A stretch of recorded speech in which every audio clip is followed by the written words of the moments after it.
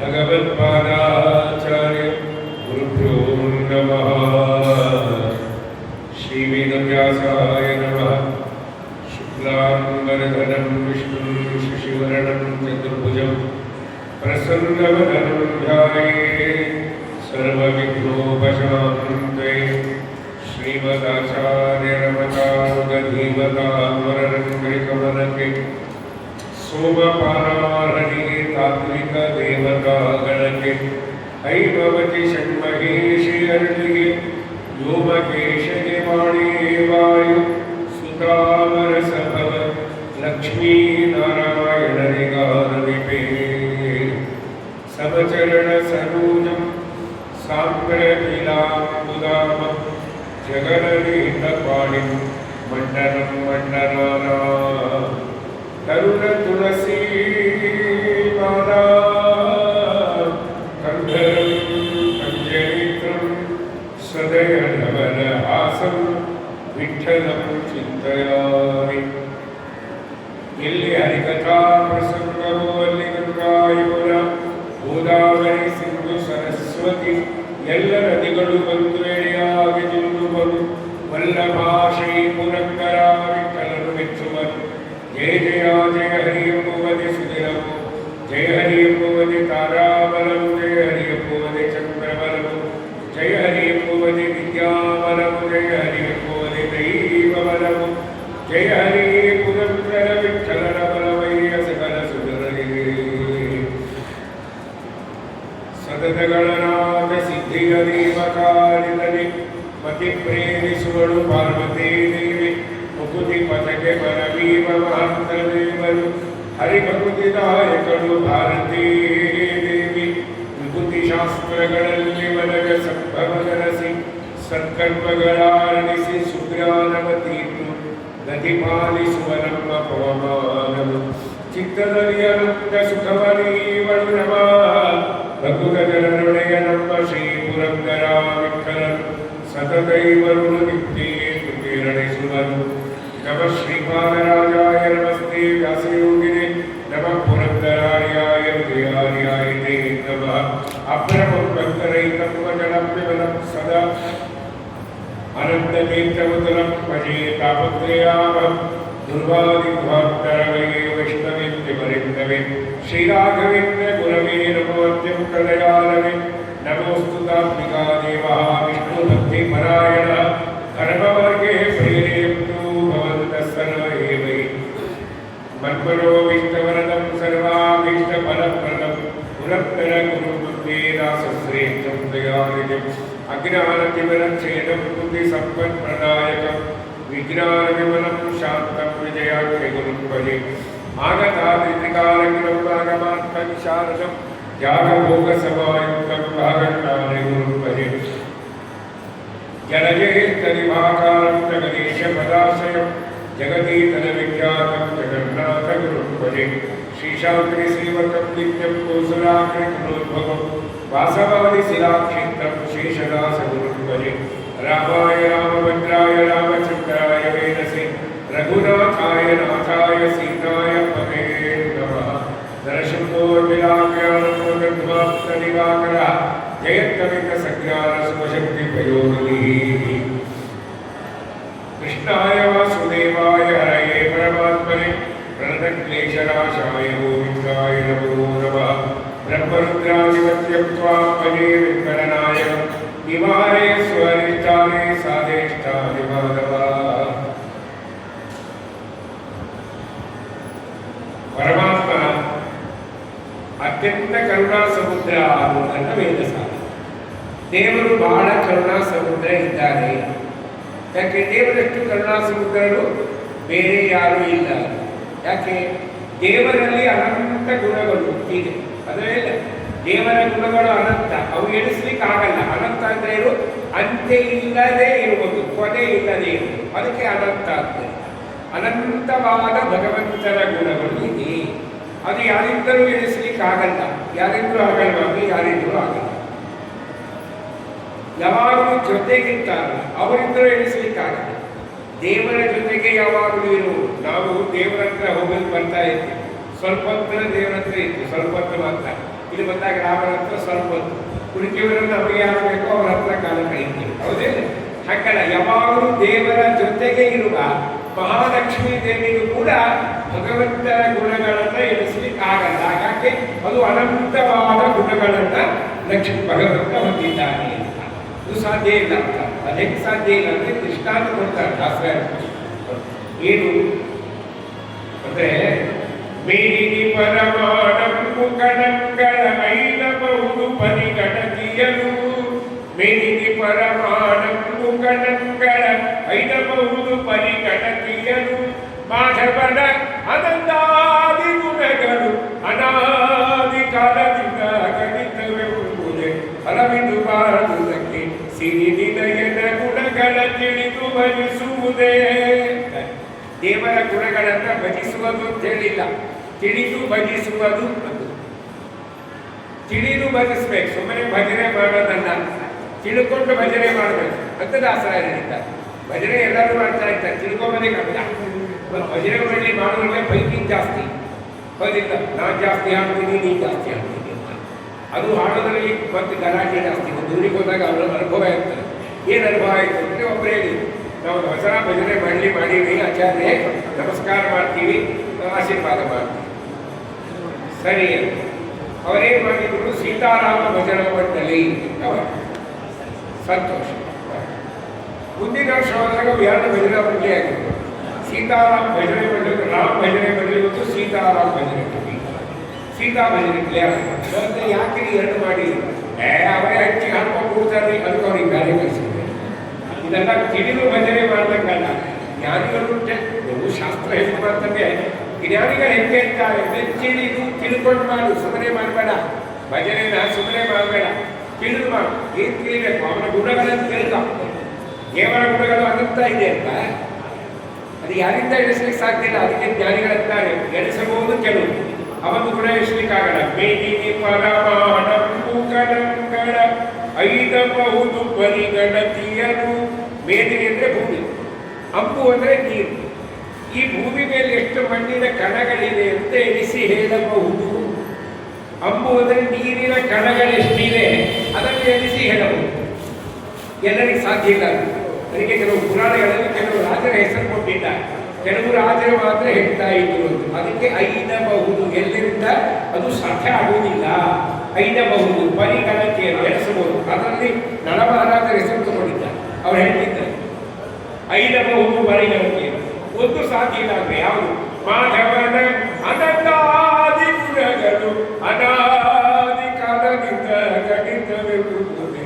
ಮಾಧವನ, ಮಾಧಲಕ್ಷ್ಮೀ ದೇವಿ, ಧವ ಅಂದ್ರೆ ಪರಮಾತ್ಮ, ನಿಯಾಮಕ ಅಂತ ಅರ್ಥ, ಒಂದರ್ಥ. ಹೌದಾ? ಅವನಿಗೆ ಮಾಧವ ಅಂತೆ. ಲಕ್ಷ್ಮಿಗೆ ಯಾವ ನಿಯಾಮಕರು, ಅವನಿಗೆ ಮಾಧವ ಅಂತ. ಇನ್ನೊಂದು ಅರ್ಥ ಮಾಡ್ತಾರೆ ಶಾಸ್ತ್ರಗಳು. ಮಾಧವ ಅಂದ್ರೆ ಏನಂದ್ರೆ ಅವನು ಜಗತ್ತಿಗೆ ಸ್ವಾಮಿಯಾಗಿರಬೇಕು. ಕೇಳಿಸ್ತಾ ಇದೆ ಅಲ್ವಾ? ನನ್ನ ಸೌಂಡೇ ಜಾಸ್ತಿ, ನನಗೆ ಮೈಕಾಸುರ ಬೇರೆ.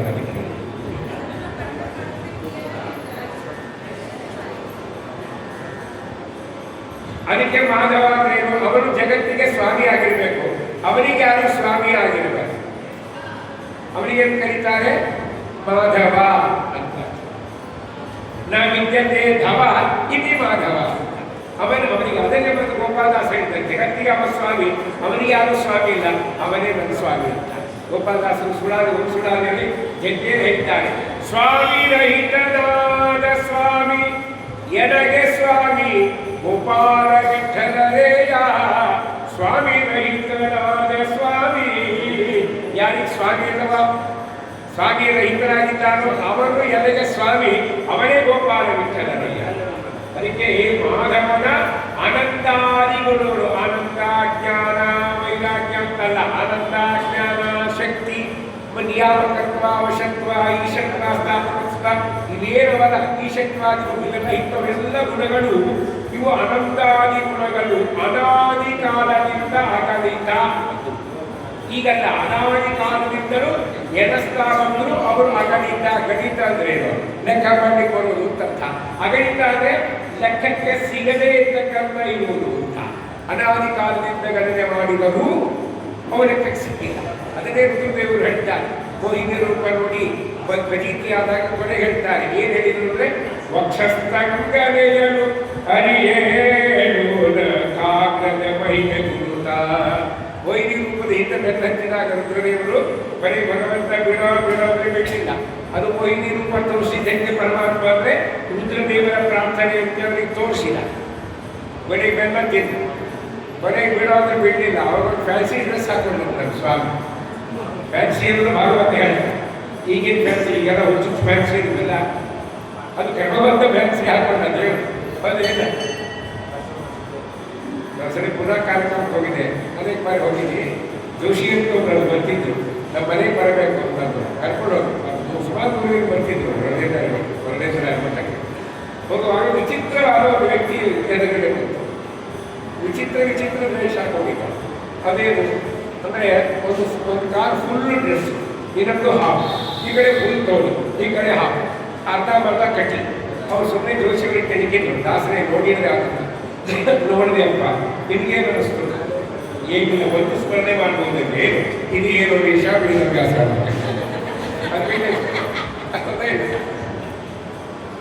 ಅದಕ್ಕೆ ಆ ಮೀನಿ ರೂಪ ನೋಡಿ ನಾಚಿ ನಿಂತಾಗ ರುದ್ರದೇವರು ಮಾತಾಡ್ತಾರೆ. ಏನು ಮಂಗಳಾಂಗನೇ ಮಾನಜನಕ ನ ಮಾಡಿದ ತಪ್ಪುಗಳೊಂದೆಣೀಸನೀರು ಯದುಕುಲ ತಿಲಕ. ಯಾಕೆ ವಕ್ಷಸ್ಥಂಗನೆಯಳು ಅರಿಯೇಳು ನಖಾಗ್ರದ ಮಹಿಮೆ ಗುರುತ. ಇದು ಸತ್ಯವೆಂಬುದ. ನಿನ್ನ ವಂಶಸ್ಥರಲ್ಲೇ ನಿರಂತರದಲ್ಲೂ ವಾಸ ಮಾಡಿಕೊಂಡಿರತಕ್ಕಂಥ ಮಹಾಲಕ್ಷ್ಮೀ ದೇವಿಗೆ ನಿನ್ನ ಬಲವಾದ ಹೆಬ್ಬೆರಳಿನ ಉಗುರಿನ ಅಗ್ರಭಾಗದ ಗುಣಗಳನ್ನೇ ತಿಳಿದಿಲ್ಲ ಅಂದ ಮೇಲೆ ನಾನೇ ತಿಳಿದೀವಿ ಸ್ವಾಮಿ. ಯಾಕೆ ನಾನೊಂದು ತೀರ ನೀವೊಂದು ತೀರ. ಅದಕ್ಕೆ ಮಾನವನ ಅನಂತಾದಿ ಗುಣಗಳು ಅಗಣಿತ ಅನ್ನುವುದನ್ನ ತಿಳಿದು ದೇವರ ಮೇಲೆ ಸುಮ್ಮನೆ ಭಜನೆ ಮಾಡುವುದು. ಅದಕ್ಕೆ ತಿಳಿದು ಮಾಡಿದ್ರೆ ಜಾಸ್ತಿ ಫಲ, ಸುಮ್ಮನೆ ತಿಳಿಯದೆ ಮಾಡಿದ್ರೆ ಜಾಸ್ತಿ ಫಲ ಇಲ್ಲ. ಈಗ ನಾರಾಯಣವರ ಶಬ್ದ ನಾವು ಹೇಳ್ತೇವೆ, ನೀವು ಹೇಳ್ತೀವಿ, ಎಲ್ಲ ಹೇಳ್ತಾರೆ. ಆದರೆ ನಾರಾಯಣನ ಶಬ್ದದ ಅರ್ಥ ಏನು ಅಂತ ತಿಳಿದು ಅಂದಾಗ ಅದಕ್ಕೆ 100 ಮಾಸಿ ಬರುತ್ತೆ. ಸುಮ್ಮನೆ ನಾರಾಯಣನೇ 10%. ಹಾಗಾಗಿ ಅಜಾಗ್ರಹ ಏನು ಮಾಡಿದ, ಅವರಿಗೆ ಯಾಕೆ ಮುಕ್ತಿ ಕರ್ಕೊಂಡು ಹೋದ ದೇವರು ಅಂದರೆ ಅವರು ನಾರಾಯಣನ ಶಬ್ದವನ್ನ ತಿಳಿದು ಅಂತ ಕಡೆಗೆ ಅದಕ್ಕೆ ಅವರಿಗೆ ಮುಕ್ತಿಗೆ ಹೋದ ಅಂತ ಹೇಳಿದ್ದಾರೆ. ಅದಕ್ಕಾಗಿ ಭಗವಂತನ ಗುಣಗಳನ್ನ ತಿಳಿದು ಭಜನೆಯನ್ನ ಮಾಡಬೇಕು. ಅದಕ್ಕೆ ಜ್ಞಾನಿಗಳಿದ್ದಾರೆ. ಭಗವಂತನ ಅನಂತ ಗುಣಗಳಿಗೆ ಅನಂತ ಗುಣದಲ್ಲಿ ಒಂದು ಗುಣ ಇದೆ, ಯಾವುದು ಕಾರುಣ್ಯ ಅನ್ನೋದು. ಈ ಕಾರುಣ್ಯ ಅನ್ನೋ ಗುಣ ಭಗವಂತನಲ್ಲಿ ಇರುವುದರಿಂದಲೇ ಪರಮಾತ್ಮ ನಮ್ಮ ನಿಮ್ಮೆಲ್ಲರನ್ನು ರಕ್ಷಣೆ ಮಾಡಿ. ಈ ಗುಣ ಅವರಲ್ಲಿ ಇರಲಿಲ್ಲ ಅಂತ ಇಟ್ಕೊಳ್ಳಿ, ಸುಮ್ಮನೆ ಕಲ್ಪನೆ ಮಾಡಿ. ನಮಗೆ ದೇವರ ರಕ್ಷಣೆ ಮಾಡಬೇಕಾಗಿದ್ದಿಲ್ಲ. ಅವು ಮಾಡಬೇಕಂತ ಏನು ಜವಾಬ್ದಾರಿ ಇದೆ? ಅವಿಗೆ ಯಾಕೆ ಮಾಡ್ತಾರೆ ಅಂದರೆ ಕರುಣಾ ಸಮುದ್ರ ಕಾರುಣ್ಯ ಅನ್ನೋ ಗುಣ ಇದೆ. ಅವು ಎಷ್ಟು ಉದ್ಧಾರ ಮಾಡ್ತಾರೆ ದೇವರು ನಮಗನಿಸಬಹುದು, ದೇವರು ನಮಗೇನು ಮಾಡಿಲ್ಲ ಅಂತ. ಹೌದಾ? ಈ ಸುಂದರವಾದ ಶರೀರವನ್ನು ಕೊಟ್ಟವರೇ ಅಲ್ಲ ಪರಮಾತ್ಮ ತಾನೆ. ನಾವೇನು ಅಪ್ಲಿಕೇಶನ್ ಹಾಕಿ ತಗೊಂಡಿದ್ದೀವಿ ದೇವರಲ್ಲಿ, ಸ್ವಾಮಿ ಇಂಥ ಶರೀರ ಕೊಡು, ಇಂಥ ವರ್ಣ ಕೊಡು, ಇಂಥ ಮತದಲ್ಲಿ ನಮಗೆ ತಗೊಂಡು ನಮ್ಮ ಅಪ್ಪನೇ ಕೇಳಿಲ್ಲ. ಯಾಕಂದ್ರೆ ಹುಟ್ಟಿ ಓದ್ತಿಲ್ಲ. ಬ್ರಾಹ್ಮಣರಾದಾಗ ಏನಾದರೂ ಧರ್ಮವಾಸದಲ್ಲಿ ಗ್ರಹಣ ಬಂದು ಇಟ್ಕೊಳ್ಳಿ, ರಾತ್ರಿ 3 ಸ್ನಾನ ಮಾಡೋ ಪ್ರಸಂಗ ಬಂತು. ಅವಾಗೇನು ಕೇಳಿ ಆಚಾರ ಮಾಡ್ತಾರೆ, ಬೇರೆಲ್ಲ ಬರ್ಕೊಂಡ್ಬಿಟ್ರೆ ಮುಂಚೆನೇ 50 ರೂಪಾಯಿ ದಕ್ಷಿಣ ಕೊಟ್ಟು ಬರ್ಕೊಂಡು ಎಲ್ಲ ಆಚಾರದಾಗ ಬರ್ತಾರೆ. ಅಪ್ರಾಣಿ ಬರೋದು 50 ರೂಪಾಯಿ ಕೊಟ್ಟು ಪುಣ್ಯ ಬರುತ್ತಿಲ್ಲ ಬರಲ್ಲ. ಅವಾಗಂತೀವಿ ಆ ಕಡೆ ಆ ಮುಖ್ಯವರು ಬ್ರಾಹ್ಮಣರಲ್ಲಿ ಸೋಮನವರು ಅನಾವಿದ್ರೆ ಅಂತಿಲ್ಲ. ನಾವು ಕೇಳಾದ ಕೊಟ್ಟ ಶರೀರ ಇದು ನಮ್ಮಪ್ಪ ಕೊಟ್ಟಿದ್ದಾರೆ ಇಲ್ಲ. ಅದಕ್ಕೆ ದೇವರ ಕರುಣೆಯಿಂದ ಕೊಟ್ಟಾಗ ಅಂತಾರೆ ಜ್ಞಾನಿಗಳು. ಶಾಸ್ತ್ರದ ಮಾತ್ರ ಹೇಳ್ತಾರೆ ಇರೋದು ಸಾಧನ ಶರೀರವಿದು ನೀದಯದಿ ಕೊಟ್ಟದ್ದು ಸಾಧಾರಣವಲ್ಲವೋ ಸಾಧು ಪ್ರಿಯದೇ.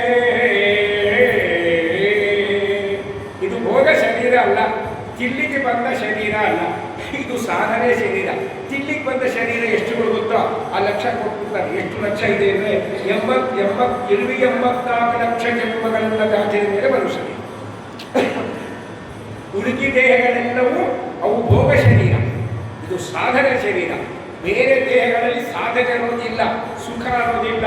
ಹುಟ್ಟೋದು, ತಿನ್ನೋದು, ಅಲ್ಲಿರೋದು, ಸಾಯೋದು, ಮತ್ತು ಹುಟ್ಟೋದು, ತಿನ್ನೋದು, ಇರೋದು, ಸಾಯೋದು, ದುಃಖವನ್ನೇ ಪಡ್ತೇವೆ ಬೇರೆ ದೇಹಗಳಲ್ಲಿ. ಬರ್ತೀವಿಲ್ಲ. ಅದಕ್ಕೆ ಕನಕದಾಸರು ಹಿಂದನೇ ಕಯೋನಿಯಲ್ಲಿ ಬಂದು ಬಂದು ಏನು ಮಾಡಿದೆ, ನೊಂದೆ ನಾನು ಹಿಂದನೇ ಕೈಯೋಡಿಯಲ್ಲಿ ಬಂದು ನೊಂದೆ ನಾನು ಇಂದು ಭವದ ಬಂಧ ಬಿಡಿಸು ತಂದೆ ಗೋವಿಂದ. ಇಂದ ಅನೇಕ ಜನ್ಮದಲ್ಲಿ ಬಂದೆ, ನೊಂದೆ ಮಾಡಿದೆ, ನೊಂದೆ ಸುಖ ಆಗಲಿಲ್ಲ. ಈಗೇನಾಗಿದೆ, ನಿನ್ನ ತಿಳುವಳಿಕೆ ಜ್ಞಾನ ಆ ಜನ್ಮ ಬಂದಿದೆ. ಈಗ ನಮ್ಮ ಸಂಸಾರ ಬಂಧನದಿಂದ ಬಿಡುಗಡೆ ಆಗ್ತಕ್ಕಂತಹ ಜ್ಞಾನ ಕೊಟ್ಟು ಉದ್ಧಾರ ಮಾಡುವಂತ ಜ್ಞಾನಿಗಳು ಪ್ರಾರ್ಥನೆಯನ್ನ ಮಾಡಿದ್ದಾರೆ. ಹಿಂಗೆ ನಾವೆಲ್ಲ ಜನ್ಮ ಬಂದರೆ ಸಾಧಾರಣ ಶರೀರ ನೀರ ಏರಿಕೊಳ್ಬೇಕು, ಭಗವಂತ ಕರುಣ ಮಾಡಿ ಕೊಡ್ತಾರೆ. ಏನ ಮೋಚಯಾಮಿ ಅಂತ ನಮ್ಮ ಕಡೆ ನೋಡಿ ಇವನನ್ನ ಉದ್ಧಾರ ಮಾಡ್ತೇನೆ ಅಂತ ದೇವರು ಅನ್ಕೊಂಡಾಗ ಮಾತ್ರ ದೇವರು ಶಕ್ತಿ ನೋಡ್ಬಂತ. ಹೌದಾ? ಇದು ಸುಂದರವಾದ ಶರೀರ. ಮೊದಲು ಮನುಷ್ಯರಿಗೆ ಏನಿದೆ ಅಂತ ಸ್ವಲ್ಪ ತಿಳಿಯಲ್ಲ. ಏನು ಅಂದ್ರೆ ಜ್ಞಾನಿಗಳಂತ ಇರುವಿ 84 ಲಕ್ಷ ಜನ್ಮ ತಿರುಗಿ ಬಂದೈತಿ, ಗುರುವಿನ ದಯದಿಂದ ಅರುವಿನ ಜನ್ಮ ವೇಷಾಗಿ ಸಿಕ್ಕೈತೆ, ಎಲ್ಲಿಗೋದರೇನು ಸುಖ ಇಲ್ಲೇ ಪಾಡೈತೆ, ಬಲ್ಲಿದ ಕರ್ಮದೆ 9 ಬಾಗಿಲ ಕಿಲ್ಲೆವು ಪಾಡೈತೆ. ಈ ಎಲ್ಲಿಗೆ ಹೋದರೆ ಏನು ಸುಖ ಇಲ್ಲಪ್ಪ, ಇಲ್ಲೇ ಪಾಡೈತೆ. ಪಾಡುವುದು ಸುಖ ಅಂತ ಹರಿಭಾಷೆ ಜನಪದ ಪಾಡೈತೆ, ಸುಖ ಇದೆ ಅಂತ. ಇದು ಹೆಂಗಿದೆ ಅಂದ್ರೆ ಬಲ್ಲಿದಗರ ಮನೆ 9 ಬಾಗಿಲ ಕಿಲ್ಲೆವು ಪಾಡೈತೆ. ಈ ಶರೀರಕ್ಕೆ 9 ಬಾಗಿಲಿದೆ, ಇಲ್ಲೇ ಸುಖ ಇದೆಯಪ್ಪ, ಎಲ್ಲಿಗೆ ಹೋದ್ರು ಸುಖ ಇಲ್ಲ. ಹಾಗಾದ್ರೆ ಇದರಲ್ಲಿ ಏನು ಸಿಕ್ಕಿದೆ? ಮನುಷ್ಯ ಧರ್ಮದ ಏನು ವೈಶಿಷ್ಟ್ಯ ಅಂತ ಇನ್ನೊಂದು ಮಾತು ಹೇಳಿಲ್ಲ. ಕಣ್ಣು ಕೈಕಾಲಿಕೆ ನಿಮಗೂ ನೆಟ್ಟಗೆ ದೊರೆತೈತಿ, ವಿಠಲ ಪೂಜಾ ಶಿಷ್ಟರ ಸೇವಾ ಮಾಡೋದಕ್ಕೆ ಬರ್ತೈತಿ. ಇದೇ ದಂಡಿ ಮನುಷ್ಯ ದೇಹದಲ್ಲಿ ಮಾತ್ರ ಕೈ ಕಾಲು ಅಂತ ಬೈಫರ್ಕೇಶನ್ ಮಾಡಿ, ಬೇರೆ ಯಾವ ಜನ್ಮದಲ್ಲೂ ಕೈ ಕಾಲು ಅಂತ ಬೈಫರ್ಕೇಶನ್ ಇಲ್ಲ. ಅತೀ ಪುಣ್ಯತಮವಾದ ಜನ್ಮ ಅಂದರೆ ಹಸುವಿನ ಜನ್ಮ. ಹೌದಾ? ಏಕೆ ಹಸುವಿನ ದೇಹದಲ್ಲಿ 33 ಕೋಟಿಗಳ ದೇವತೆಗಳ ಸನ್ನಿಧಾನ, 33 ಕೋಟಿಗಳ ದೇವತೆಗಳ ಸನ್ನಿಧಾನ ಅದರಿಂದ ಅದಕ್ಕೆ ಹಸುವನ್ನು ಪೂಜೆ ಮಾಡಿ. ಎಲ್ಲ ದೇವತೆಗಳ ಸನ್ನಿಧಾನ ಹೊಂದಿದ್ಯಾವುದು ಹಸು. ಆದರೂ ಅಂತ ಹಸು ಜನ್ಮ ಬಂದಾಗ ಕೂಡ ಹಸುವಿನ 2 ಕೈ 2 ಕಾಲನ್ನು ಬೈಫರ್ಕೇಶನ್ ಮಾಡಿ. ಅದು ಮಾಡಿದ್ದು ಯಾವ ಜನ್ಮದಲ್ಲಿದೆ? ಮನುಷ್ಯ. ಕಣ್ಣು ಕೈ ಕಾಲು ಕಿವಿಗೂ ನೆಟ್ಟಗೆ ದೊರೆತೈತಿ. ಇದರಿಂದ ಏನು ಮಾಡಬಹುದು ಅಂದರೆ ವಿಠಲ ಪೂಜಾ ಶಿಷ್ಟರ ಸೇವಾ ಮಾಡೋದಕ್ಕೆ ಬರ್ತೈತಿ. ಭಗವಂತನ ಪೂಜೆ ಮಾಡಬಹುದು, ಜ್ಞಾನಿಗಳ ಸೇವೆ ಮಾಡಬಹುದು. ಇದರಲ್ಲಿ ದೇವರಿಗೆ ಯಾವುದು ಪ್ರೀತಿ ಜಾಸ್ತಿ, ಸಂತೋಷ. ದೇವರ ಪೂಜೆ ಮಾಡಿದ್ರೆ ಅವರಿಗೆ ಪ್ರೀತಿ ಆಗುತ್ತೆ, ಒಳ್ಳೆಯದು. ದೇವರಿಗೆ ಇನ್ನೂ ಹೆಚ್ಚಿನ ಆನಂದ ಆಗಬೇಕು, ಹೆಚ್ಚಿನ ಸಂತೋಷ ಆಗಬೇಕು, ಅವನ ನಮಗೆ ಅನುಗ್ರಹ ಮಾಡಬೇಕು ಅಂದರೆ ದೇವರ ಭಕ್ತರ ಸೇವೆ ಮಾಡಬೇಕು, ದೇವರಿಗೆ ಬೇಕಾದವರ ಸೇವೆ ಮಾಡಬೇಕು. ಅವಾಗ ದೇವರಿಗೆ ಭಾಳ ಪ್ರೀತಿ ಆಗುತ್ತೆ. ಅದು ಹೆಂಗೆ ಹೇಳ್ತೀನಿ ಅಂದರೆ, ಧರ್ಮರಾಜರು ರಾಜಸೂಯಾಗ ಮಾಡ್ತಾ ಇದ್ದಾರೆ. ಆ ಕಾಲದಲ್ಲಿ ಲಕ್ಷಾಂತರ ಜನ ಸೇರಿದ್ದಾರೆ. ಒಬ್ಬ ಬ್ರಾಹ್ಮಣಿಗೆ ಕೊಟ್ಟಿದ್ದ, ಅವಾಗ ನೋಡ್ಕೊಂಡು ಹೋಗೋ ಕಾಲ ಅವನಿಗೆ ಸಮಾಚಾರ ಗೊತ್ತಾಯಿತು. ಓಹೋ, ಇಲ್ಲಿ ಒಳಗಡೆ 1 ಕಿಲೋಮೀಟರ್ ಹೋದರೆ ಧರ್ಮರಾಜರು ರಾಜಸೂಯಾಗ ಮಾಡ್ತಾ ಇದ್ದಾರೆ ಅಂತ ಗೊತ್ತಾಯಿತು. ಸರಿ ಅಂತ ಬಂದ. ಧರ್ಮರಾಜರು ಕೃಷ್ಣ ನಿಂತಿದ್ರು, ಇಬ್ಬರು ಸಾಕಾಗಿ ಹಾಕಿದ್ರು. ಬರ್ಬೇಕು ಬ್ರಾಹ್ಮಣರು ಅಂತ ಬಹಳ ಸಂತೋಷವಾಗಿ ಕರೆದ್ರು, ಕೂಡಿಸಿ. ಅವಾಗ ರಾಮನ ಅಂತ ಧರ್ಮರಾಜರ ಗುರು ಬಂದಿದ್ದು ಭಾಳ ಸಂತೋಷ ಆಯಿತು. ಏನಿದೆ ಹೇಳಿ? ಏನಿಲ್ಲಪ್ಪ, ನೀನು ಯಜ್ಞ ಮಾಡ್ತೀನಿ ಅಂತ ಗೊತ್ತಾಯ್ತು, ಸಮಾಚಾರ ಬಂತು, ಅದಕ್ಕೆ ನಿನ್ನ ನೋಡ್ಕೊಂಡು ಹೋಗೋಣ ಅಂತ ಬಂದೆ ಅಂತ. ಇವಾಗ ಇನ್ವಿಟೇಷನ್ ಕೊಟ್ಟಿಲ್ಲ ಧರ್ಮರಾಜರು. ಅವರು ನೋಡ್ಕೊಂಡು, ಯಾಕೆಂದರೆ ನಾವು ಶಾಸ್ತ್ರದಲ್ಲಿ ಮಾತು ಹೇಳ್ತಾರೆ ಏನು ಗೊತ್ತಾ, ನಮಗೆ ಯಜ್ಞ ಎಲ್ಲಿ ಯಾವ ಸ್ಥಳದಲ್ಲಿ ನಡೀತಾ ಇರ್ತದೆ ಆ ಯಜಮಾನ ಭೇಟಿಯಾಗೂ ಸಾಕು. ಯಜ್ಞ ಮಾಡಿದ ಪುಣ್ಯ ನಮಗೂ ಬಂದು ಯಜಮಾನ ಭೇಟಿ ಆದರೆ ಸಾಕು. ಇಲ್ಲ ಯಜಮಾನ ಭೇಟಿ ಆಗಲಿಕ್ಕೆ ನಮಗೆ ಆಗಿಲ್ಲ ಅಂದರೆ ನಾವು ಬೇರೆಯವ್ರು ಹೇಳ್ಬೇಕಂತ, ಅಂಥದ್ದು ಯಜ್ಞ ನಡೀತಾ ಇದೆ, ನಿಮಗೆ ಅನುಕೂಲ ಇದ್ದರೆ ಹೋಗಲಿ ಅಂತ ಹೇಳಬೇಕು. ಅದಕ್ಕೂ ಪುಣ್ಯ ಇದೆ. ಬೇಡ, ಅದು ನಮಗಾಗಲಿಲ್ಲ, ನಮಗೆ ಹೋಗಿ ಬ್ರಾಡ್ ಮೈಂಡ್ ಇರಲಿಕ್ಕಿಲ್ಲ, ನಾವು ಹೋಗಿಲ್ಲ, ಅವರಿಗೆ ಕಳಿಸ್ಬೇಕು ಅಂತೇಳಿ ನಿಮ್ಮ ಮೈಂಡ್ ನಮ್ಮದಿಲ್ಲ. ಹೌದಾ? ಕೂತಲ್ಲೇ ನೀವು ಅವ್ರು ಸ್ಮರಣೆ ಮಾಡಿ, ಮತ್ತು ಇಂಥ ದಿವಸ ಇಂಥ ಕ್ಷೇತ್ರದಲ್ಲಿ ಅಲ್ಲಿ ಯಜ್ಞ ನಡೀತಾ ಇದೆ ಎಂದು ಪುಣ್ಯ. ಹೌದಾ? ಅದಕ್ಕೆ ಯಜ್ಞ ನೋಡಿಸ್ಕೊಂಡು ಅವರ ಮಾತ್ರ ಬ್ರಾಹ್ಮಣ ಭಾಳ ಸಂತೋಷ. ಧರ್ಮರಾಜ ನಾನು ಹೋಗಿ ಬರ್ತೇನೆ ಅಂತ ಬ್ರಾಹ್ಮಣನಿಗೆ ಕೂಡಿಸ್ವಾಮಿ. ಸರಿ, ಏನಿಲ್ಲ, ಅನಾಯಸ ಬಂದಿದ್ದೀರಿ, ನಾವು ಭೋಜನ ಮಾಡಿಕೊಂಡು ಹೋಗಬೇಕು ಅಂತ ಅವರಂತೂ ನೋಡಪ್ಪ ಧರ್ಮರಾಜ, ನಾನು ಭೋಜನ ಮಾಡಬೇಕು ಅಂತ ನನ್ನೊಂದು ನಿಯಮ ಇದೆ. ನನ್ನ ನಿಯಮಕ್ಕೆ ನೀನು ಅನುಕೂಲ ಮಾಡುವುದಾದರೆ ನಾನು ಭೋಜನ ಮಾಡ್ತೀನಿ. ಏನು ನಿಮ್ಮ ನಿಯಮ ಅಂತ ಕೇಳಿಲ್ಲ. ಅವರೊಂದೇ ಮಾತು, ನಮ್ಮದು ನಿಯಮ ಇಷ್ಟೇ, ನಮ್ಮದು ಸ್ವಯಂ ಪಾಕ ನಿಯಮ. ನಾವೇ ಅಡುಗೆ ಮಾಡಿಕೊಂಡು ಊಟ ಮಾಡ್ತೇವೆ, ಬೇರೆಯವರು ಅಡುಗೆ ಮಾಡಿದ್ದು ನಾವು ಊಟ ಮಾಡೋದಿಲ್ಲ. ಇದು ನನ್ನ ನಿಯಮ. ಧರ್ಮರಾಜ ಸ್ವಾಮಿ ಎಂತೆಂಥವರಿದ್ದಾರೆ ಗೊತ್ತಾ? ಭೌಮ್ಯರು, ಭೀಷ್ಮರು, ಕೃಪಾಚಾರ್ಯರು, ಅಶ್ವತ್ಥಾಮರು, ದ್ರೋಣರು, ಗಾರ್ಗ್ಯರು, ಇವರೆಲ್ಲ ಇದ್ದಾರಲ್ಲ. ಅದರಿಂದ ಇವರೆಲ್ಲರೂ ನಾವು ಮಾಡಿ ಅಡುಗೆ ಬಾಯಿ ಮುಚ್ಕೊಂಡು ಊಟ ಮಾಡ್ತಾ ಇದ್ದಾರೆ. ನಿಮ್ಮದೇ ದೊಡ್ಡ ಸ್ಥಿತಿ ಅಂತ ಕೆಲವು ಹೇಳೋ ಸ್ಟೈಲ್ ಅಂತಿತ್ತು. ಪುರಾಣ ಪ್ರವಚನ ಬಂದನ್ನು ಕರೆದಿರ್ತಾರೆ, ಸುಮ್ಮನೆ ಕರೆದೋಗಲ್ಲ. ಏನೋ ನಮಗೂ ಸ್ವಲ್ಪ ಆಚಾರ್ಯ ನಮ್ಮ ಮನೆಗೆ ಹೆಂಗಂತ ರೂಪದಾಸ ಹಾಗೆ ಬರ್ತೇನೆ, ಅದ್ರ ನಿಮ್ದೇನು ಬೆಲೆ ಇಲ್ಲ. ಇಂಡೈರೆಕ್ಟಾಗಿ ಬರೋದು ಹಿಂಗೆ ಹೇಳೋ ಸ್ಟೈಲ್. ಧರ್ಮರಾಜರು ಇಷ್ಟು ಹೇಳಿದ್ದಾರೆ. ಅವಾಗ ಬ್ರಾಹ್ಮಣ ಹೇಳಿದ, ನೋಡಪ್ಪ, ಬೇರೆ ಜನ ಏನು ಮಾಡ್ತಾರೆ ನನಗೆ ಸಂಬಂಧ ಇಲ್ಲ. ನನ್ನ ನಿಯಮ ಇದು. ಅನುಕೂಲ ಮಾಡ್ತೀಯೋ ಭೋಜನ ಮಾಡ್ತೇನೆ, ಇಲ್ಲ ನಾನು ಮಾಡ್ತೇನೆ.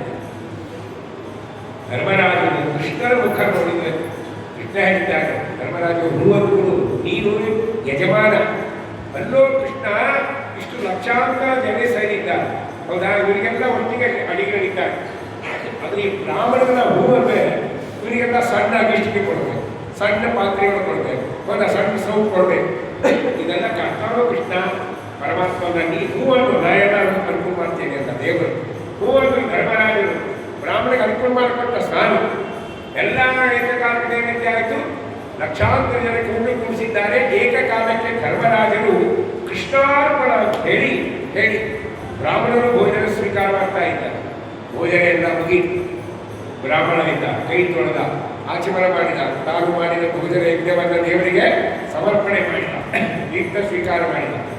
ಧರ್ಮರಾಜರು ಬ್ರಾಹ್ಮಣರಿಗೆ ತಾಂಬೂಲ, ದಕ್ಷಿಣೆ ಮೊದಲಾದವು ಎಲ್ಲ ಕೊಟ್ಟರು, ನಮಸ್ಕಾರ ಮಾಡಿದರು. ವಿಜಯೀ ಭವ ಪಟ್ಟುಬಿಟ್ಟ ಬ್ರಾಹ್ಮಣ.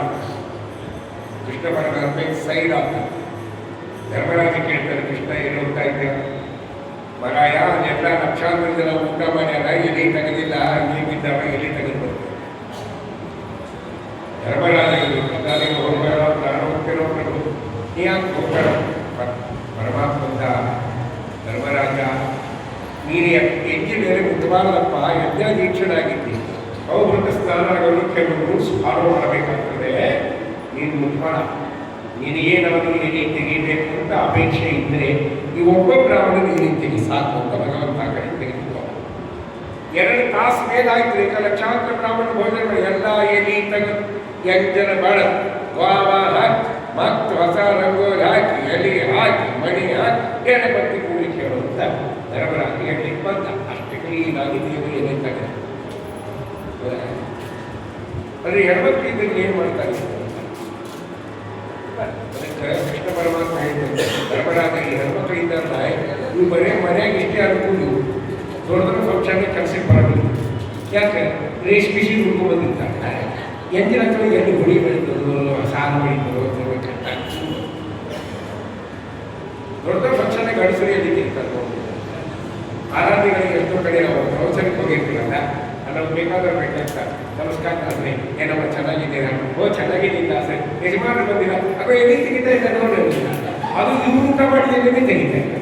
ಇವ್ರು ಹೇಳೋದು ಬೇರೆ, ನಾವು ಕೂತಿದ್ದು ಎಲ್ಲಿ ನೋಡಿದ್ದು ನಮ್ಮ ಯಜಮಾನರು ಬರೀತಾರೆ, ಎವರೋ ಹೋಗಿದ್ದ ಯಾರು ಬರೀತಾರೆ ಬರೀತಾರೆ ಇಲ್ಲ.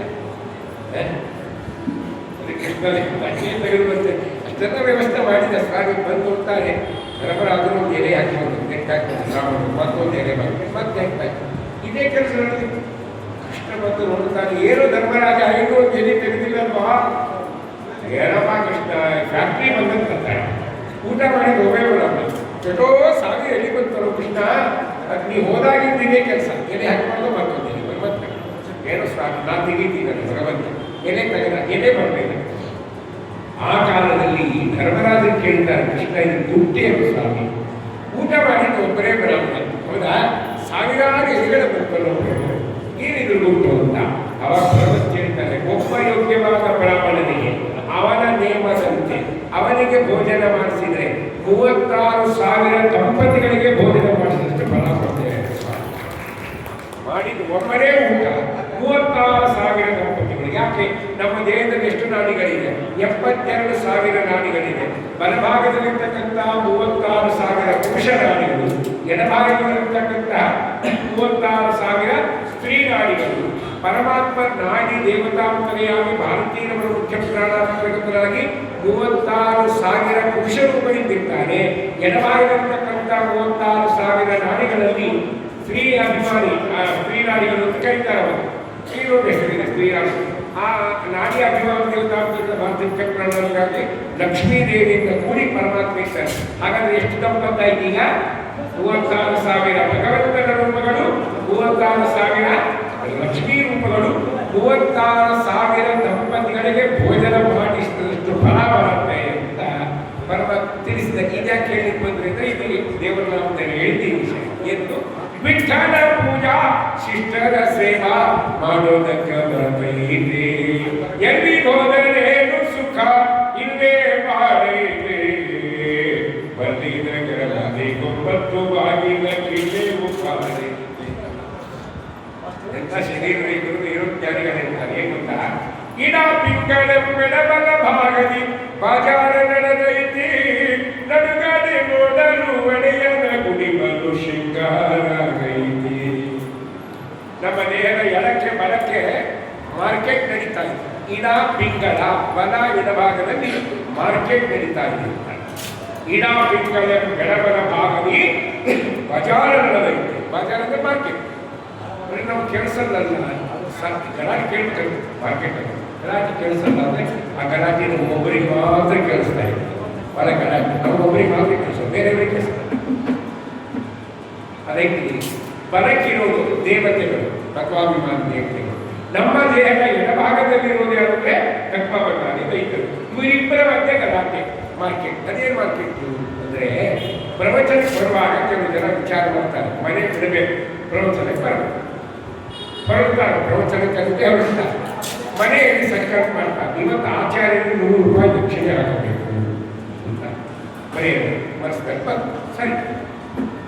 ಮನೆಗೆ ಚಪ್ಪಲಿ ಹಾಕೊಂಡು ಇಲ್ಲಿ ಬರೋದ್ರೆ ಒಂದು ನಿರ್ಣಯ ಮಾಡ್ತಾರೆ, 100 ರೂಪಾಯಿ ಯಾಕೆ ಹಾಕಬೇಕು ಅಂತ ಕೆಲಸ ಏನು ಮಾಡ್ತಾರೆ. ಮೈ ಕೂತು ಶಾಖ ಹೊಡಿತಾರೆ.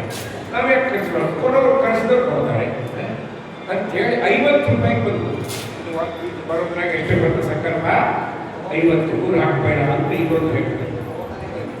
ಸರಿ ಆಯ್ತು, ಪ್ರವಚನ ಕೇಳಿ ಕೂತಾರೆ.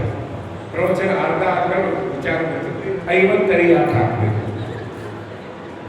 20 ರೂಪಾಯಿ ಓಕೆ. 100 ರೂಪಾಯಿ ಓದಿದ್ದು ಎಷ್ಟಾಯ್ತು ಈಗ? 50ಕ್ಕೆ ಬಂದು. 50 ಇದ್ದಿದ್ದು ಎಷ್ಟಾಯ್ತು ಈಗ? 20 ಬಂದು. ಪ್ರವಚನ ಮುಗಿದ್ಮೇಲೆ ವೈರಾಗ್ಯ ಬಂದು 10 ರೂಪಾಯಿ ಮನೆಗೆ ಹೋಗ್ತಾರೆ.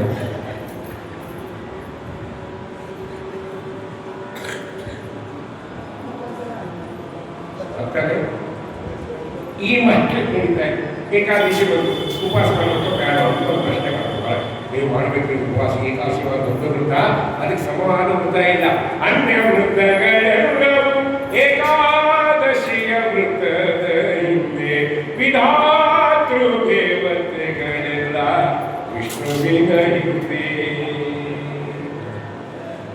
ಮಾಡ್ಬೇಕ್ರಿ ಅಂತ ಹೇಳ್ತಾರೆ. ಇನ್ನೊಂದು ಸ್ವಲ್ಪ ಮಾಡಬೇಡ, ಇದ್ದು ಸತ್ರ ಯಾರು ಕೇಳ್ತಾರೆ? ಸುಮ್ಮನೆ ಸತ್ರು ಯಾರು ಕೇಳ್ತಾರೆ? ಯಾರು ಕೇಳ್ತಾರೆ? ಮಾಡಬೇಕು ಮಾಡೋದು ಬೇಡ, ಉಪ್ಪಿಟ್ಟಿರ್ಬೇಕು, ಅವಳಿಟ್ಟಿರ್ಬೇಕು, ಹಾಗೆ ಇರಬೇಕು, ಕಾಫಿ ಇರಬೇಕು, ಏನೇನು ಥರ ಇದು ಮಾರ್ಕೆಟ್. ಆದರೆ ದೇವರ ಮಧ್ಯದಲ್ಲಿ ಹೆಂಗೆ ಕೂತಾರೆ ಅಂದರೆ ನಡುಗಡೆ ನೋಡಲು ಒಡೆಯನ ಗುರಿಗಳು ಶೃಂಗಾರ ಗೀತೆ. ಮಧ್ಯದಲ್ಲಿ ಪರಮಾತ್ಮ ಅಷ್ಟನಾಗುವುದೇ ಕಮಲದಲ್ಲಿ ಇಬ್ಬರು ಪರಮಾತ್ಮ ಆನಂದವಾಗಿ ಕೂತಿದ್ದಾರೆ. ಇನ್ನೊಂದು ಏನು ವ್ಯವಸ್ಥೆ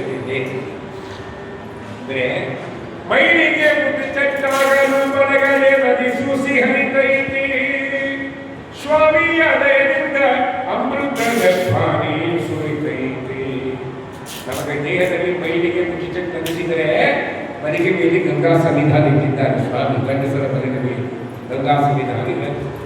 ಅದಕ್ಕೆ ಏನಾದರೂ ನಮಗೆ ಕಲಿಸ್ತಂದ್ರೆ ಕಿವಿ ಮುಗಿದು ಕೇಳ ಅದು ದೇವ್ರ ಪೂಜಾ ಕೂತಾಗ ಅಂದರೂ ಆಚರಣೆ ಮಾಡೋದು, ಕೆಂಪು ಬಂದರೂ ಆಚರಣೆ ಮಾಡೋದು, ಪ್ರವಚನ ಹೇಳಿ ಕೇಳಿ ಕೂತಾಗ ಆಸನ ಚೇಂಜ್ ಮಾಡಿದರೆ ಆಚರಣೆ ಮಾಡಬೇಕು ಅಂತಿದೆ.